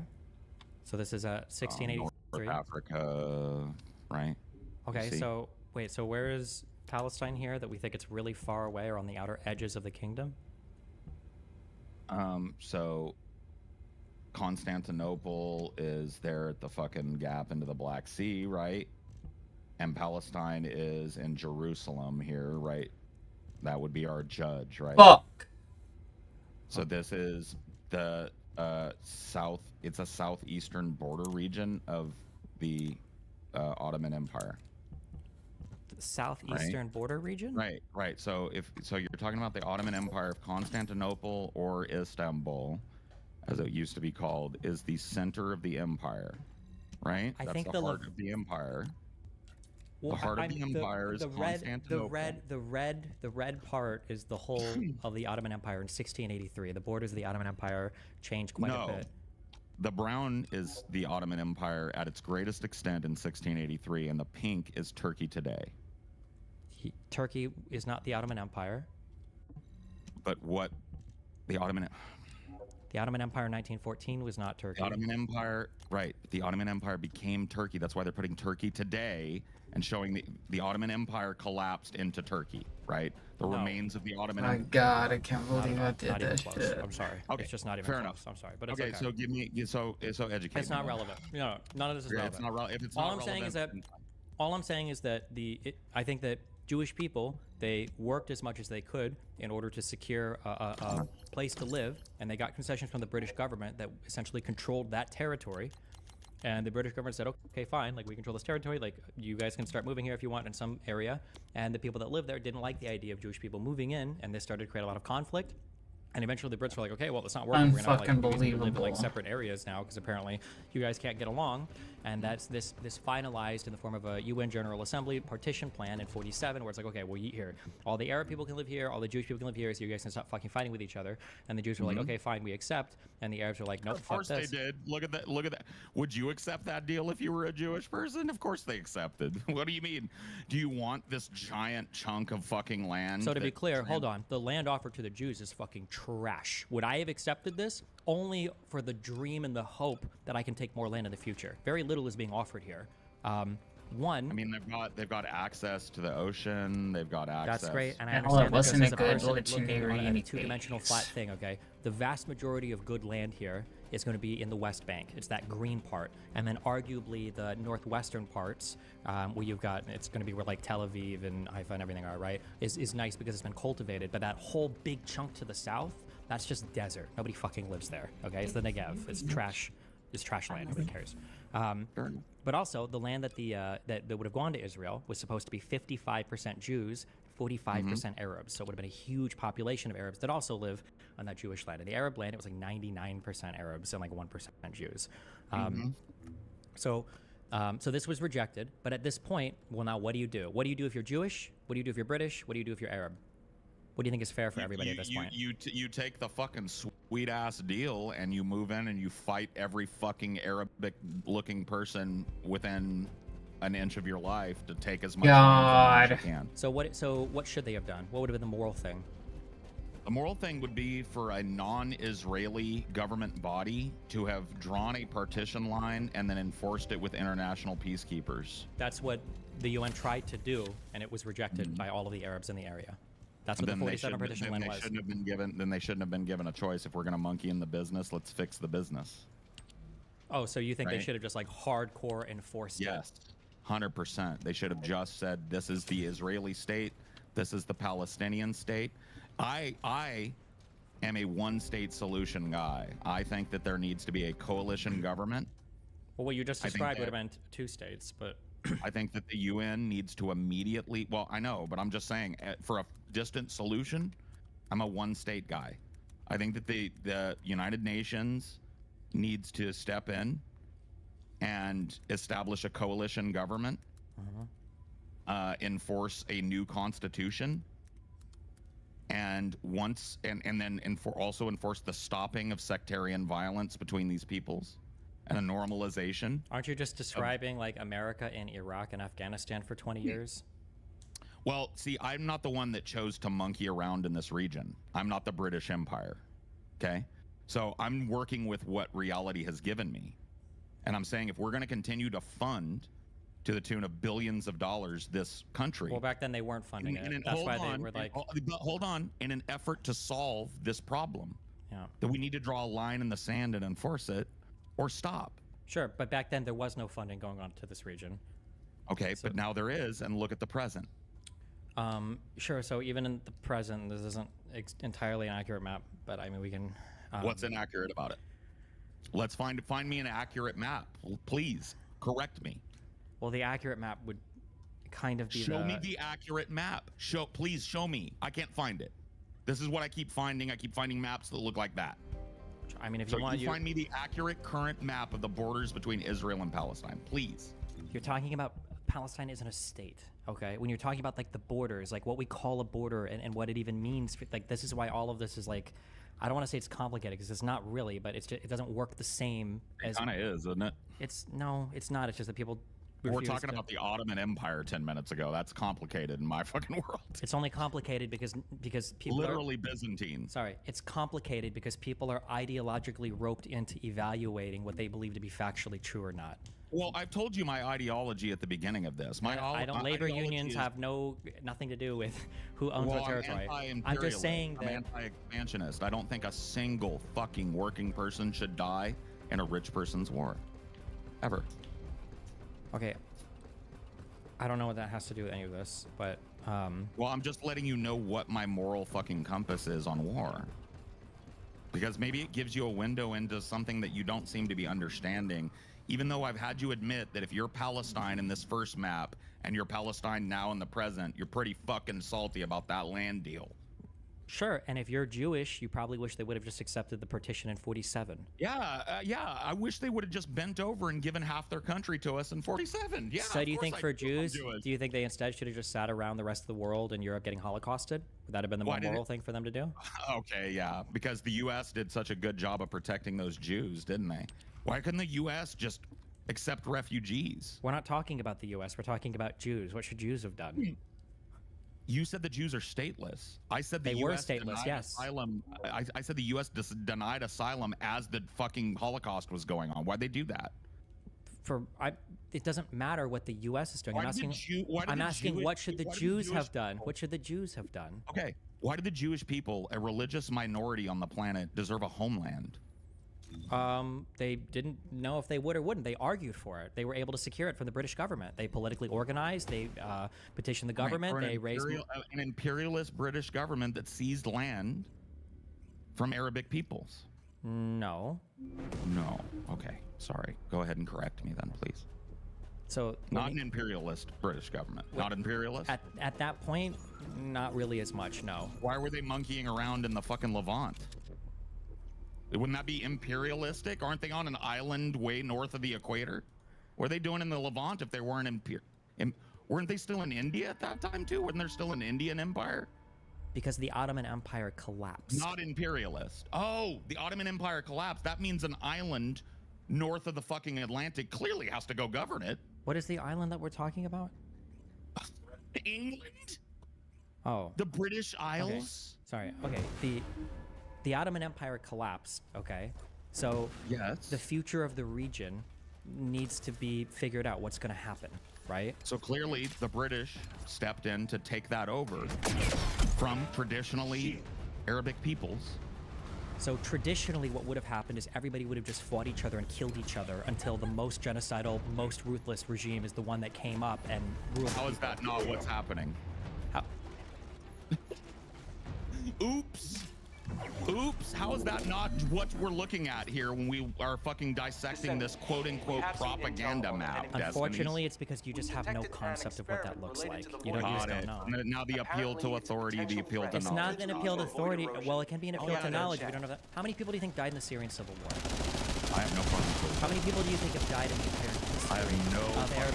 Okay, so if you have no clue about anything, wait. So if you have no clue about anything, why are you laughing at the concept that the resolution with the British mandating and dividing territories like this would have been better than another caliphate rising up and conquering it? Why are you laughing? You have no concept of the amount of people that die in any of these regions are. You don't even know. What is the difference between people killing themselves and the most genocidal winning in this map?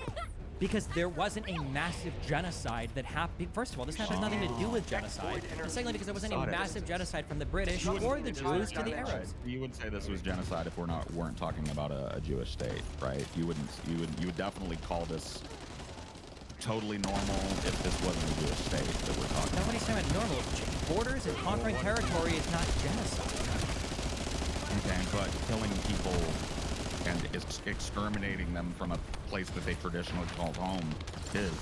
If the goal was extermination and it wasn't a response to a civil war that they started, then yeah, you could make that argument. If the goal was extermination, Destiny, you want to know what I would do?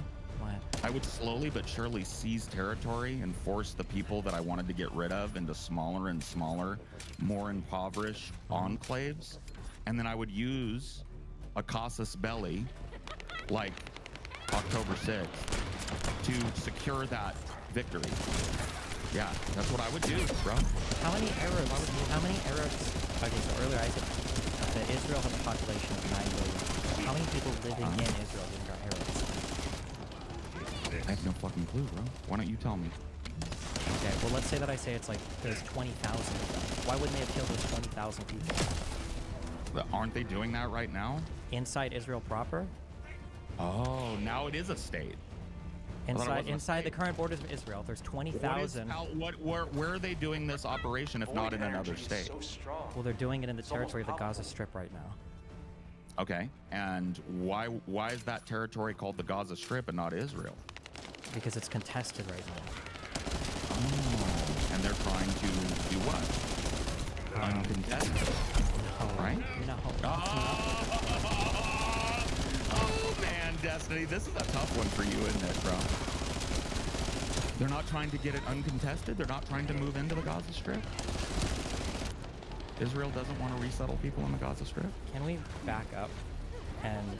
We sure can, bud. Okay.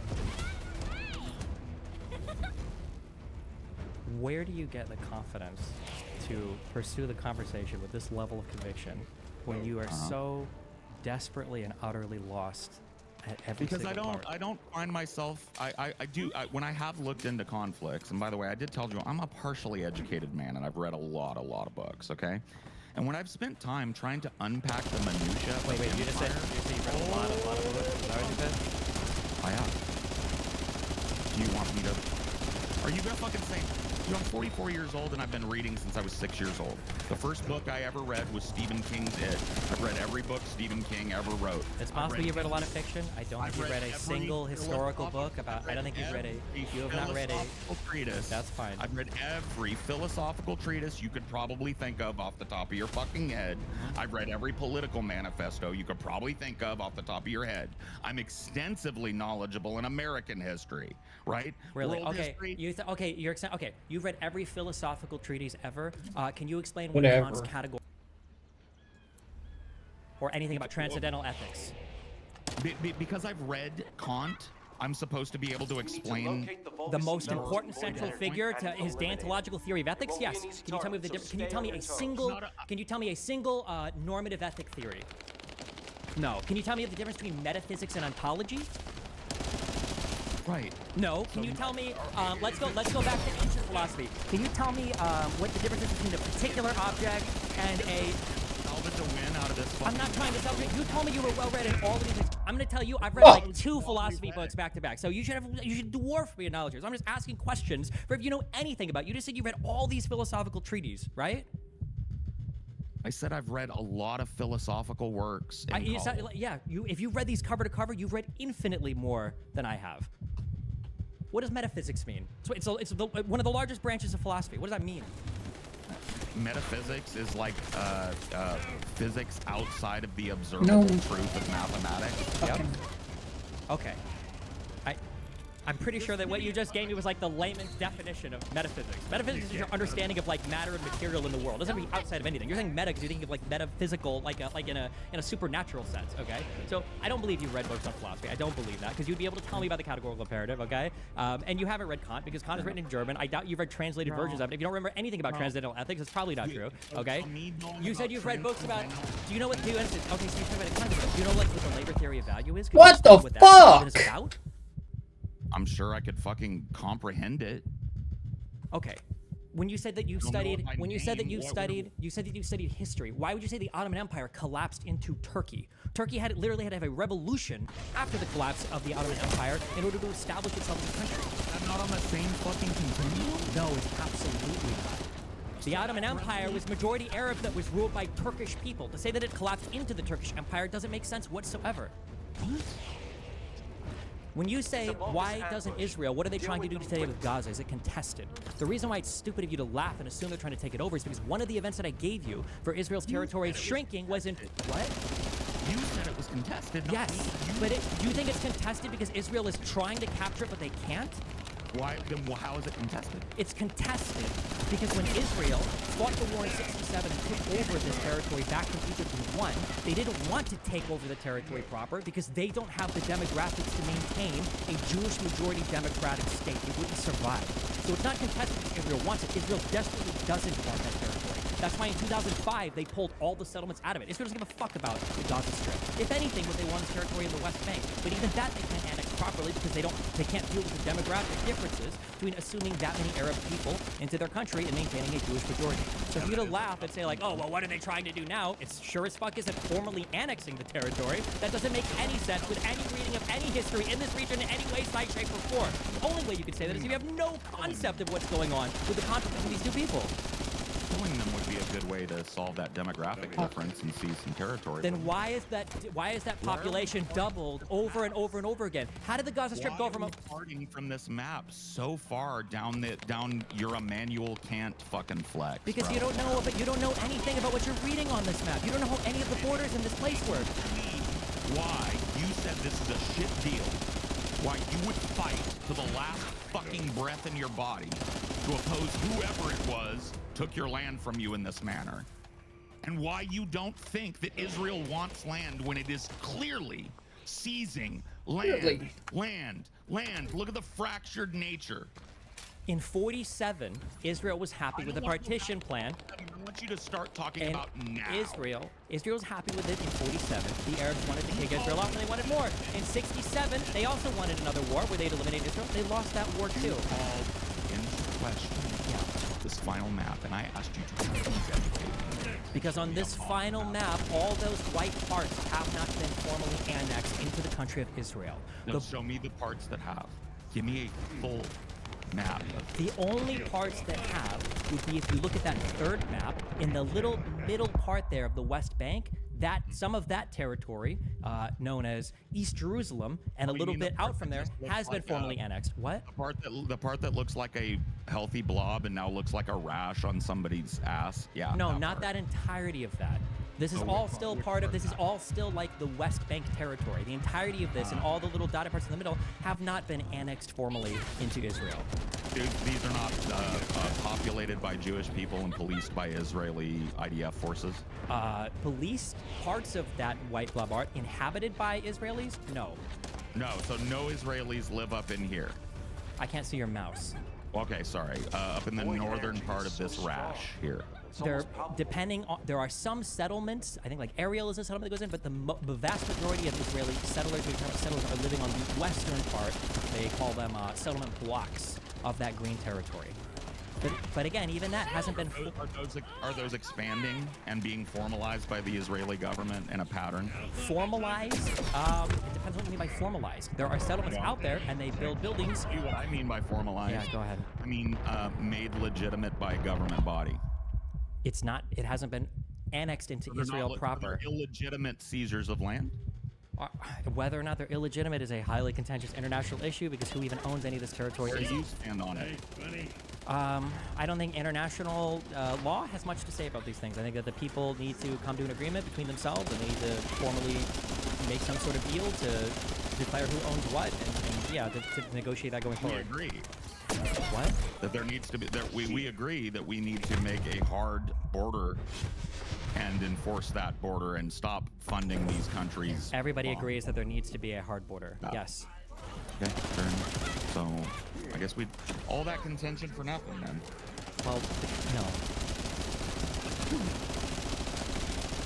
I don't know, dude. Like, you called into question, you called this propaganda that I have up on the screen here, and I've asked you like 20 fucking times to show me a map of this that isn't propaganda. I don't work in, my brain doesn't work in details, right? In 47, if you wanted a real map, I would Google British mandate for Palestine. Fuck! I would click images. And let's see if it's any different than what mine shows. The one I said that you called propaganda. Put it up.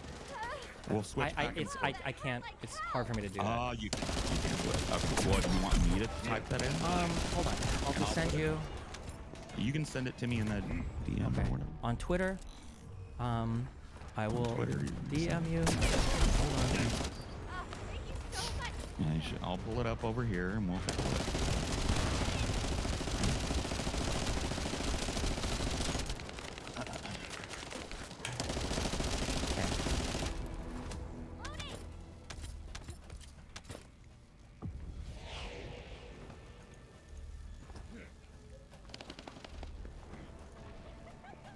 Message failed.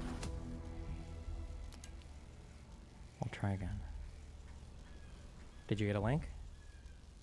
No. Oh, yeah. Britannica. Okay. That's the link, right? Okay, yes. If you want ownership of the land, then this is who owns the land, okay? This is the 2 different mandates. I think it was originally 1 and it was split, okay? These are the mandates that Britain has to basically figure out what to do with this territory after the collapse of the Ottoman Empire, okay? So in the west, which is what we today traditionally call kind of Palestine, okay? That's the British mandate for Palestine. And then in the east, you have, it was Transjordan because it included Palestine, and then it became Cisjordan and then just Jordan. In the east, that's Jordan, okay? They put the Hashemite monarch there, they run Jordan, and then British had a mandate for, there were also mandates for all of the surrounding territories as well. I get it. I'm passingly familiar with the Transjordan Emirate. Okay. If you wanted to look at like population, so you would have this one up for like government mandate if you want. Here's a picture if you wanted to see like, well, where do people live? Like who's who? You could look at this map if you wanted to. Okay. Are you throwing up another one here? Yep, I sent you another link. Okay. Let me get that. Oh, this would be if you're trying. Fucking map. Hold just up. click the thing. There you go. Okay. Yeah. Are you good there? Yeah. Right. If you're trying to say like, oh, like, well, where are people living? Okay, this map shows you a few things. It'll show you Jewish-owned land is in blue. I think that the light blue stuff, it says state land conceded to or used by Jews. So I'm guessing this is probably land that the Jewish agencies bought, and then Jews are currently working it or living there. And then you've got dark green is Arab-owned land. The light green is state land conceded to or used by Arabs. So I'm guessing the Brits have allocated that land specifically to Arab families or whatever. And then the pink land or peach-colored land is unsettled state land, potentially used for grazing, because a lot of people here had herds of sheep or goats or whatever the fuck else, and they ate shit. And then all the white land is just unregistered, undeveloped. Nobody is doing anything with it. Probably nobody lives there. Pre-mandate. No. My guess is this is Palestine land ownership in 1945. Yes. So that's pre-enforcement of the British mandate, or no? No. This is post-enforcement of the British mandate. I'm only being mean to you because you you'd read a ton of books at me, okay? But after the Ottoman Empire collapsed, the mandates were used from then to 48. The mandate was the mandate. If you studied European history, you absolutely would understand way more about this. Why they did mandates, why these mandates were made, how they were used. This is a huge part of that informs a lot of the history that leads up to World War II and competition. Okay? But regardless, I'm an uneducatable child and just shoot straight with me. What am I missing? Sure. Okay. The mandate, I believe the British mandate for Palestine started in 1917, and I believe that it ended in May of 1948. Okay, fair enough. Okay. So this would have been during the British mandate. Okay. So this is the British mandates, and then now this is not a border map. This is a demographic map, right? Yes, because it was all just one territory. Right. So now it is not. You asked me which maps I would use. This is the map that I would use for the leftmost map. Okay. Yes. Okay, hold on. This is the map you would use for the current borders of Israel? No. You asked me which maps would I use instead for your meme picture, and I said for your meme picture, this is the first map I would use if you wanted to talk about where people live. Okay. Hold on. Let me go back to the meme picture then. Yes. All right, we're looking at tax burden. I'm trying to find where I put this fucking shit. Bloop. There it is. Okay. Yes. Here's the meme picture, right? Yes. Do you see the difference between that one on the left versus the map that I'm showing you? It tells a much different story, right? Sure. Right. Yeah. But it's also a demographic map, and this is a border map, right? When you say border map, that doesn't mean anything. All of it is the same. All of it is British mandated territory. All of it is, and up to 48. All of it is. It's just one border. It's one country. All of it is. There are no borders. There are no formal borders inside. So there's no Palestine in 48. No. When is Palestine invented? 26, 2030, 2040. I don't know. Whenever there is no such thing as the state of Palestine. Okay, but when does the idea of a Palestinian people take root? Different scholars will argue different times. I would argue. What do you find? Probably to be the most... in like the 20s is when like the Mufti al-Husseini in Jerusalem starts to become more popular, and they try to stir up Arab sentiment in the region to see themselves as one group of people who are deserving of a nation, so that they can fight against the incoming European Jews that they see coming in that are threatening their ability to have a country. Like the surrounding states who have mandated territories look like they're going to get a country. I would say around the 1920s. Some people argue earlier, other people argue later, but that's what I would say. Who argue, like, what's like the range that we're talking, like when the people that argue earlier, what are we looking at? What's the disparity range? Earlier, people will argue however much they want because they're arguing in their feelings, and they think that they just have, it's just moral arguments. Moving those people aside. I don't think there are good arguments, otherwise I would probably believe them. Prior to 1920, you could argue like slightly earlier, you could argue that there are different families that live in an area, and while they might not consider themselves Palestinians, they might have some like microcultures that are somewhat distinct from Syrians and Lebanese and Jordanian people or whatever. Maybe they could argue that, but there's not going to be a consistent, coherent identity of Palestinians running through this territory until, I would say, until like around the 20s, early 20s. I think that I can see where the contention is coming from here. And I wish you didn't have to frame it as you haven't read books about this and I have. Because I think that having a simple conversation about this, right, that doesn't include knowing the fucking history of the Nakba, southern region of the desert, and the tribal peoples that fucking lived there, and like, yeah, right? You need to be able to make these arguments broadly. Right. I can make these arguments broadly. My issue is that you were fighting me on every argument like a smug asshole without knowing any of it. If you just ask me a question, I'd be like, oh yeah, sure, here's how I understand this and this. But you're not. You're asking me a question and you're laughing at me like you're trapping me or tricking me in something without even understanding what you're saying. That's why I'm being more. I want to know why you can't translate your admission that this Palestinian, that if you were represented here, that you would feel pretty salty, right, as a Palestinian, about how things have turned out, that you would fight, right? Do you understand that I've said that like 5 different times in this conversation? I do, but I don't. But that's my problem, Destiny, because I feel like that's where the disconnect is. But no. Hold on. Let me be very clear. One, so I've said this even prior to us talking, but one, the disconnect is that I'm willing to admit that for the Arabs, but you won't admit that for the Jews. I do admit it for the Jews. Oh, so then you admit that the Jews felt like they had every much as right to be there in 47 as the Arabs did? Okay, can you walk me through? Walk me through the establishment, and I don't want you to give me a whole history lesson, obviously, but try and keep it simple for me. Sure. The establishment of the Jewish state and the Jewish people's movement, right, from Europe. Yeah, sure. Okay, yeah, sure thing. Right. So my history is I don't know anything about world history or European history, so my history is sketchier. But it seemed like ever since the destruction of the Kingdom of Israel, as Jewish people scattered across the planet, a couple things happened. Jews like the destruction of the king. I'm sorry. Yeah, it's okay. I'm sorry. The destruction of the. I didn't mean to interrupt. The destruction of the Kingdom of Israel. We're talking about the biblical Kingdom of Israel, right? We're talking about like King Solomon. That. I don't know. I think it was. I don't know in terms of how much was historical versus biblical. But I'm talking. Hold on. I'm talking about like in the year like 30, 40 AD, not like the 3000 BC stuff. I'm talking about when Rome destroyed, and then okay. So when the Jewish people eventually get scattered throughout for a variety of reasons across the planet, there's a couple of broad things that happen for Jewish people. They like their culture, and other people don't have them integrate into their societies. So Jewish people are either not given the same rights, or they're blamed for shit, or they're not allowed to have certain like upper class like professions. So they all end up either being poor workers, in which case people don't like it, are losers, or they make money through non-traditional means, like through lending, usury, and stuff like that, and people think they're leeches and horrible. Right. So up through all of this, I think through like the 1700s, I think 1800s, I think it's late 1800s where European countries start to give rights to Jewish people. And around this point, there's still a lot of like anti-Semitic sentiment all across Europe, all across like Eastern Russia. Yeah, all of this. Right. America is not that great, right? So all of this is happening. And some people, there's a guy called Theodor Herzl, who is like the big dude that started this concept, this modern state of Israel, right? I have read that.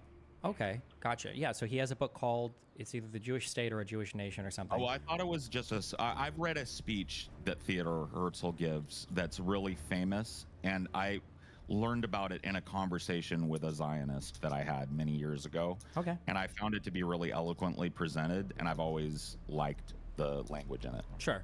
So he makes this, he starts to write and opine on this concept of, hey, as Jewish people, it would be awesome if we could all find a different place to go to.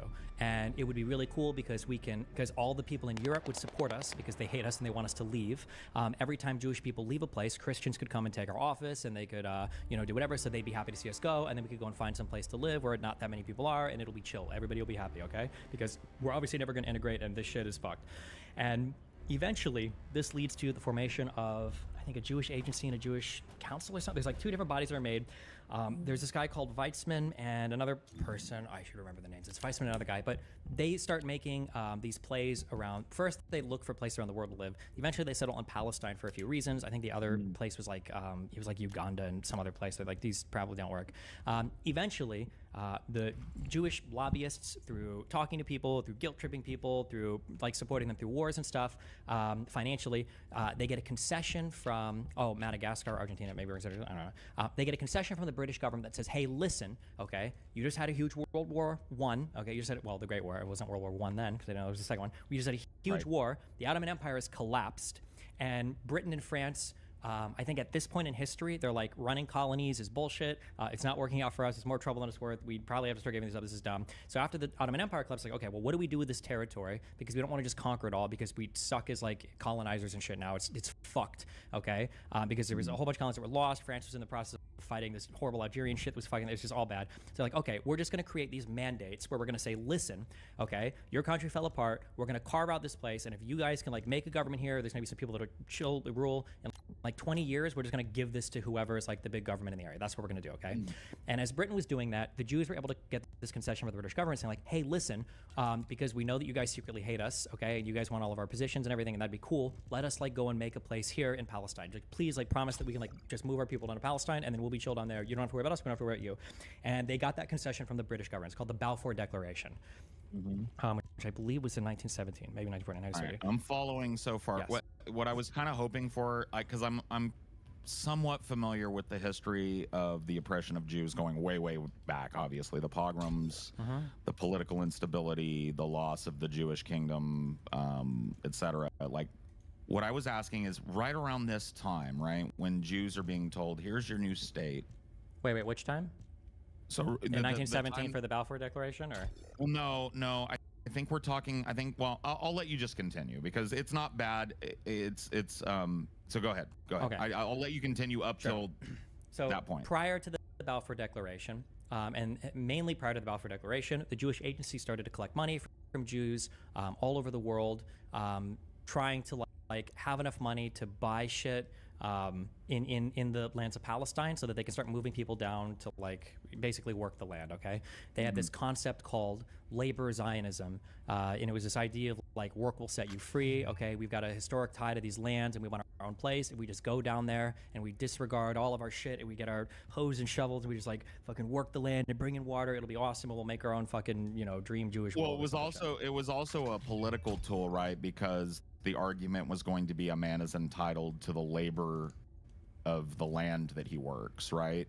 So it was kind of like solidify their position on that land and avoid any further like kicking off, right? No, it wasn't about kicking off. It was this concept that like when like a Jewish person can find salvation through working the land, because they had to sell this concept as well to early Jews, because like if you were a Jew living in Europe, like Theodor Herzl blended religious Judaism and political Judaism and is one of the fathers of like modern Zionism, right?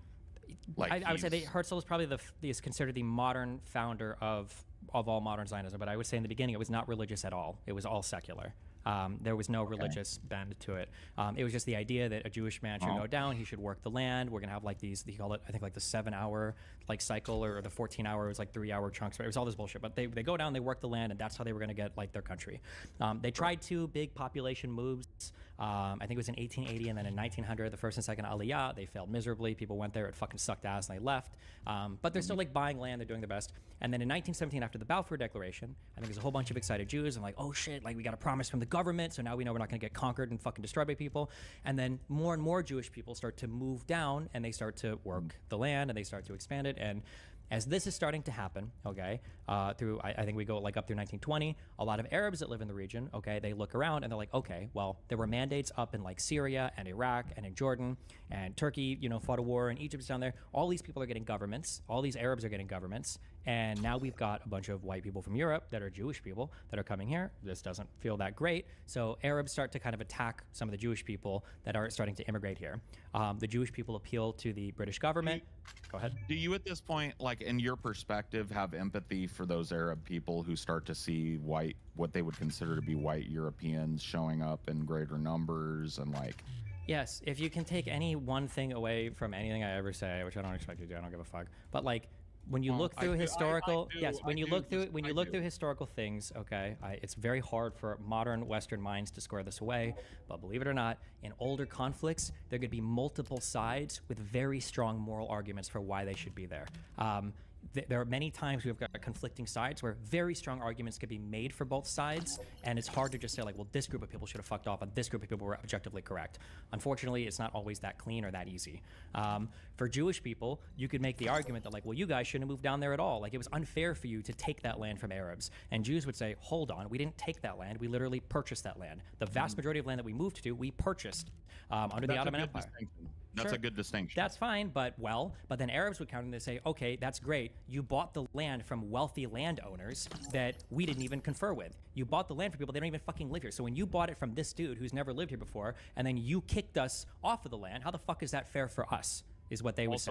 Also a good point, right? Sure, but then Jews would say, okay, well, that's fine, but the only reason you lived there under the Ottoman Empire and we weren't there at all is because the Ottoman Empire literally had restrictive immigration where Jews couldn't even buy land. Jews couldn't even move down there. Jews weren't allowed to go down here at all. So even if we wanted to buy private land or move there, and even if you guys weren't on that land whatsoever, you guys literally racially discriminated against us. Like, if we want to buy the land fair and square now, and there are Arabs willing to sell it to us, some of you did live there, how is it unfair for us to buy that land? Like, are you entitled to it forever?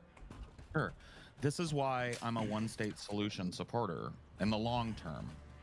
Okay, because sure. I don't feel like we're going to untangle this kind of political enmity between these two people without there being a complete relocation of one of the two of them, or forcing them to live cheek by jowl and respect each other's fucking space within a UN monitored and policed country until they are ready to take the reins of their own government. Maybe it's possible, but it's the deal probably has to be worked out between the people there.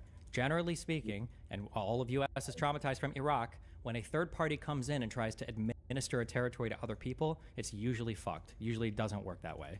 Didn't work in Iraq, didn't work in Afghanistan, didn't work in... I think that a US piece, I think that a US backed, if the money that supported that region that the US is sending now was less about military advantage and more about policing a brand new state of people that have a coalition government and a constitution that respects everyone's religious rights and freedoms and provides shared access to places like the Al-Aqsa Mosque, which Jews call the First Temple, the Temple of Solomon. Sure, but like but the issues you run into is that like Arabs don't want to share that. Muslims don't want Jews to even be able to go to the Western Wall. That's like, why there are UN peacekeepers there to enforce. Yeah, but why would Arabs, why would the Palestinians there agree to a deal that doesn't give them exclusive access to that? They're not going to get the chance to agree, and neither are Israelis.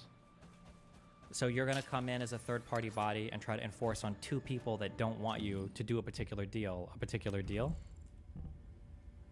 Yes. Okay. Well, here, let's just go through real quick. I'll speed run through 20 years, and we'll see maybe why that's not as good. So, as Jewish people start coming in, okay, Arabs start to commit attacks on some of the Jews because they're getting super ass mad. The Jews fight back sometimes, but for the most part, it's Arab on Jewish violence at this point. The Jews appeal to Britain and they go, hey, this is bullshit. You guys have cops here and stuff. Why the fuck are we getting like attacked by Arab populations? Like, can you please protect us? And this culminates after a few massacres, a couple back and forths. This culminates in around 36. So there have been a few things called white papers where some old British fuck comes down and he looks at the land. He's like, oh, well, maybe you guys should try this or that or that. In 36, there's an appeal commission, okay, sent from the appeal administration, I think, in Great Britain, and they come and they do a huge look, and they're like, okay, we've gone through everything and we see what's going on here. And I think it's in 37, they make the opinion public. They say, you guys need to be totally separated. You can't play nice anymore. You can't work together anymore. Okay? So in 36, 37, the Peel Commission is made public. When this happens, the Arabs collectively lose their mind. They're like, this is absolute fucking bullshit. Everybody around us is getting states. So now we're killing all the Jewish people because fuck you. And then when the Arabs start to revolt over that Peel Commission, the British police put them down pretty decisively. They crush all of the Arab resistance over the next few years. That fighting goes on up until around 39 is when it ends. I think most of the middle class there gets crushed. A lot of the more influential figures end up fleeing, and it's kind of like fucked. However, after 39, the Brits are like, okay, listen, we know that we kind of fucked you guys up a little bit, but we're going to not let so many Jews come here, okay? Because obviously shit is getting fucked. So the Brits turned to the Jews and they said, we're going to cap your guys' immigration to like 10,000. We're not allowing many of you to come here anymore, okay? You guys have fucked it up too much and fuck this. It's not working. Well, now the Jews, okay, so in 40, the Jews are looking at the British and like, okay, well, hold on. Why are we getting punished because the Arabs were fucking with us? And we're getting reports that some of our people are being walked into these crazy fucking camps and fucking gassed and killed. So what the fuck, Britain? So there are ships that are like coming down that are being turned back because the Brits are like, sorry, no more immigration. And it's like, okay, well, back to Auschwitz with you. So now the Jews start to commit terrorist attacks against the British. It's like, okay, well, fuck you. You're like, our people are literally getting holocausted. You're not allowing them to come here, okay? Al-Husseini is dancing in Jerusalem on our fucking graves, okay, celebrating the fact that we're getting holocausted and we are no longer allowed to immigrate to this territory that you promised us. You said in 1917 that you would secure land for us. So they commit terrorist attacks till around 44. And then basically the Brits are like, this is fucked. From 44 to 47, like there's kind of some back and forth. And then eventually in 47, the mandate is coming to expire. The Brits basically pack up and they're like, fuck you guys, figure shit out. And then in 47, the Arabs begin to fight more with the Jewish people because they're like, okay, well, the mandate's about to expire, so who the fuck is going to run this place? 48 comes around where the Jews have generally beaten back the initial Palestinian aggression. And then in 48, they declare, okay, well, now we have a country. And then after that, then all of the surrounding Arab states are like, bullshit. So they all come in to help fight alongside the Palestinian Arabs that are there, although they're not as united and they don't have the experience that they think they do. So the surrounding Arab states just kind of conquer some territory. The Israeli Jews manage to conquer some territory. And then you get armistice lines in the 47, 48 borders. And that's like where the nation of Israel's initial borders come from. They're armistice lines after that war. Okay. The only reason why I point out that conflict is because, or that history is because Britain tried to mediate between both sides, but neither side really wanted what Britain was trying to compromise between both sides, and they both ended up eventually attacking the Brits, and the Brits were like, fuck this, and they left. I feel like a similar situation would probably happen today. Okay. So, thank you for running me through that. There was a lot of interchange in that I was not aware of, so it was informative to hear it, even if it was kind of painful for you to have to do it for the 900th That's not painful. time. You're fine. That's good. You know, I don't want to like, I want to try and like fucking establish like a little bit of like a walk back on my part. When I threw out that I'm well read, I wasn't trying to say I've read every goddamn thing. And if I came off that fucking way, I apologize. I really am a blue collar guy. I tried my hand at college. I didn't get all the way through it. I read a lot of psychological treatises and manuals and stuff. I'm a big fan of psychology, and I almost got like recruited into stupid fucking like advertising and stuff because of the interplay between those two things. But anyway, long story short, if I presented myself in a bad way, I don't really care about your chat, but I would like them to not think I'm a total fucking retard. And I would like you to think I'm not a total fucking retard, at the very least. Okay. Especially just like admitting that I don't have this broad overview type of perspective on this. Does what you said to me change my mind on my prescription? I don't think so. And maybe you can walk me through why, if you'd like, right? So I still think that given that history, the fractious nature of that history, I think we need like some sort of intervening body to step in and enforce some sort of a peace and a coalition government. That still seems like the right thing to do to me. Sure. So I understand what you're saying. The issue is that if they come in and they enforce a peace, either one side is going to be unhappy, which means it would probably be unworkable, or both sides are going to be unhappy, in which case it would be mega unworkable. Or maybe there's a world where both sides are happy, in which case you don't really need the third party because they would basically negotiate it themselves. That's, I think, the issue. Okay. I see that.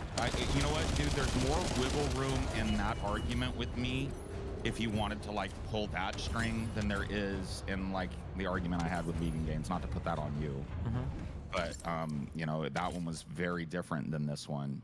And you've given me shit to think about with it, right? I don't, like I said, I don't know that I'm walking away with a totally different perspective, but I understand your perspective better than like Destiny's a raving Zionist and blah blah blah, right? Which is kind of like the type of shit that echoes into the community that I'm more adjacent to. Sure. Right. I will say, please, just come back in 20 minutes. Okay. Never mind. I'm just trying to. Okay. Yeah, dude, we don't even have to go 20 minutes. No, yeah, I wasn't. Yeah, no, you're good. I'm sorry. I didn't know somebody was about to come and say a bunch of retarded shit. Yeah. All I was gonna say is that if there is a way to tell history here where either side is fully exonerated, okay? Jewish people can say, we worked really hard, we got a concession from Britain, this was an area that we wanted to build in, there weren't many people here, we were willing to live together with peace with the Arabs, they rejected us, they wanted to kill us, we were getting genocide in Europe, we know where else to go, etc. You tell that history and make it completely sympathetic to Jews. There's another side of history that you could tell to make it completely sympathetic to Arabs. We were part of the Ottoman Empire, our kingdom collapsed, Britain came in, and through military force, they basically enforced upon us a whole like native or foreign population onto us. It didn't happen to any of the surrounding mandates around us. We lost our right to self-determination of our country, something the UN decided to enshrine in their charter, and then we were conquered by a group of people that came with military training and funding from other people all over the world. We were betrayed by the other Arab states around us, and now we're completely fucked and relegated to some land that, you know, where we can look across, you know, the road and see places where our grandfathers lived. Well, we have this, we sell the keys to our houses, and now Jews, because they were able to win wars against us, are able to stay here indefinitely. So there's like a way to tell history on either side where you make the other side look like a total fucking villain, which drives me crazy because, like I said, and it's not, we don't think about this much in the West because all of the ways that we conceptualize wars are good guys and bad guys. But especially when you go back to conflicts, almost any conflict, truly, you can. There's always like competing moral claims on both sides, where there's a lot of validity to both claims. That's all I'm saying for this particular conflict. And settling those claims is hard because both sides have things that are valid that they don't want to make concessions on, but unfortunately both sides have overlapping areas that are going to require some concessions. So for Israel, it's things about military security, and for Arabs, it's about, you know, restoring honor and dignity to the lands that they lost and not living as a subjugated people, especially to Jews. Sorry. Okay, sure. So let me like recap the gulf between our positions as I see it on this, and you tell me if I'm wrong, because I don't want to ascribe things to you, right? I'm just going to try and make it simple. Just the success of this operation, destroying the Iron Heart. I'll be honest, I must admit, had I known about this from the start, I would not have used the guide as a strategic asset at all. However, the only reason I'm still calm, even after hearing all of this, is because the operation to close the dimensional wall failed. The enduring wish of humanity was all in vain. Damn it. However, descendants, the destruction of the Iron Heart is not a decision I can make on my own. Have you ever wondered why the Magisters continue to assist humankind? Officially, our alliance with the Magisters has its roots in our fight against a common enemy, the Vulgus. However, there is an inconvenient truth. Something which Albion headquarters has classified as top secret. The Magisters want the Iron Hearts for their own purpose. Humankind entered into an agreement with the Magisters to receive scientific technology and resources in exchange for finding and delivering the Iron Hearts to them. Closing the dimensional wall was also a common goal, born from the mutual understanding between humankind and the Magisters. But their true aim was entirely different. Which is why, if we destroy the Iron Heart without consulting them, we will no longer have the support of the Magisters. Descendants, humanity is in a terrible position where we're unable to survive on our own. Without the Magisters' technology, we can no longer plan for our future.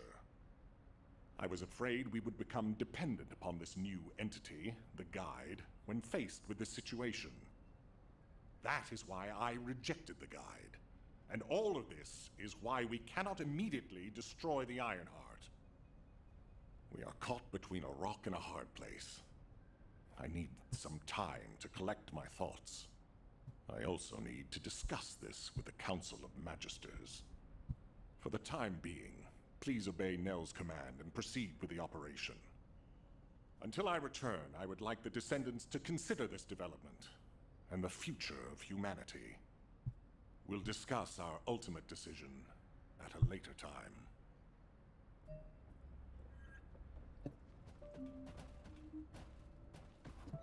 What is it now? Descendants, I understand everyone will be feeling very confused right now, myself included. However, in times such as these, we need to focus on operations and prepare for the enemy's counteroffensive directed at the Ironheart. It just so happens that Valby has returned from recon with some promising intel. And since this mission is critical to the White Knight Gulch occupation, I need you to join Valby and Eugen as part of it. In the meantime, the executive officers will assist Albion and Alpha.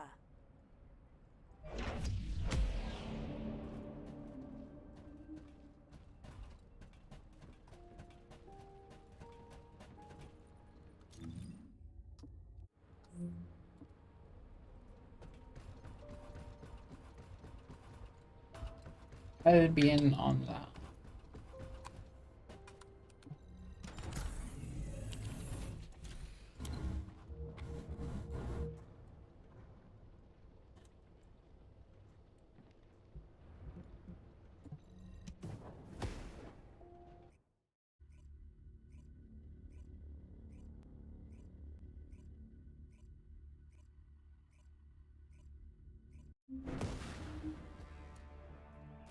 Okay.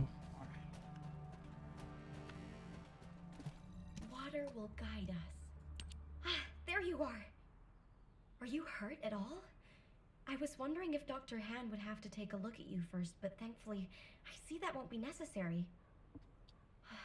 Such a shame about the Ironheart and the Dimensional Wall. To be honest, I was surprised to hear about our relationship with the Magisters. I thought it was an alliance forged against a common enemy, the Vulgus. I'm starting to appreciate what Alpha said about everything having a price. Anyway, it seems the Magisters have already found 1 or 2 Ironhearts to study. That won't be dangerous, will it? Maybe the real danger will be with this operation. While I was tracking the source of the mysterious gaze, I discovered the location of the base of the Order of Truth. Our mission objectives are to infiltrate the base, find out why the Vulgus forces have been decreasing, and strike the core facilities.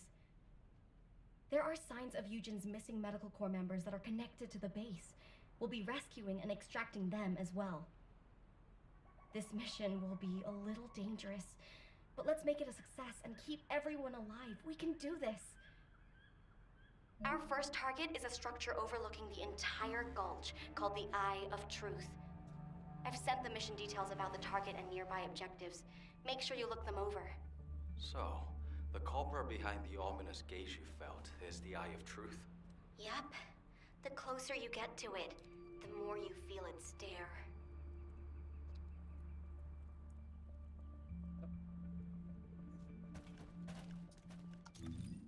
This healing glass. Let me tell you how I managed to come back from the Guy.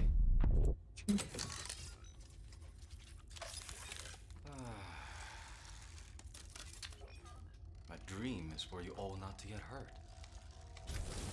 But nothing at all will get to me.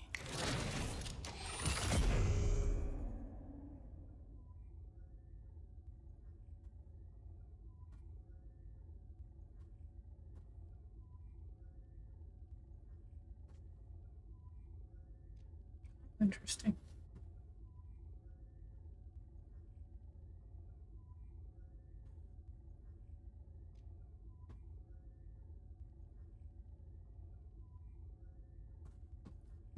Standby mode. Skill can be used.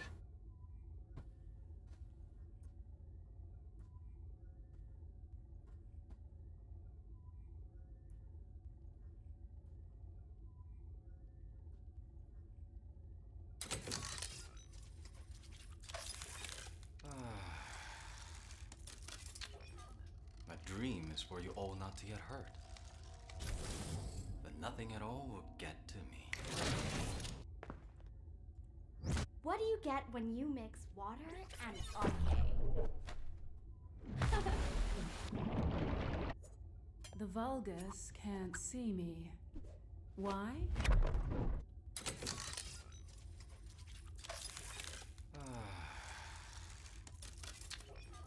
My dream is for you all not to get hurt. But nothing at all will get to me.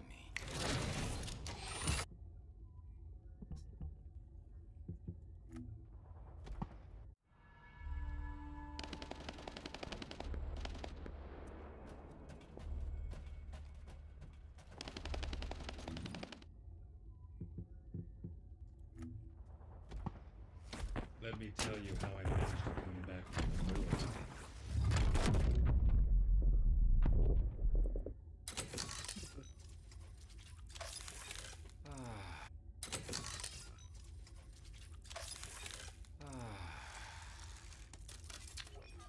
My dream is for you all not to get hurt. But nothing at all will get to me.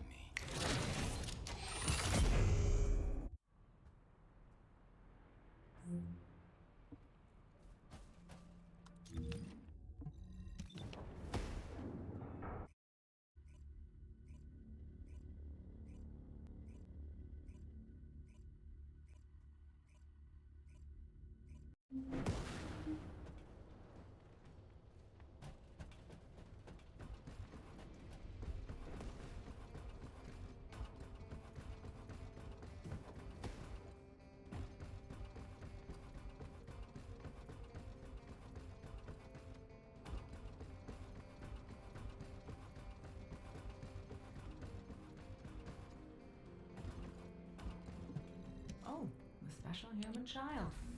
What do you need?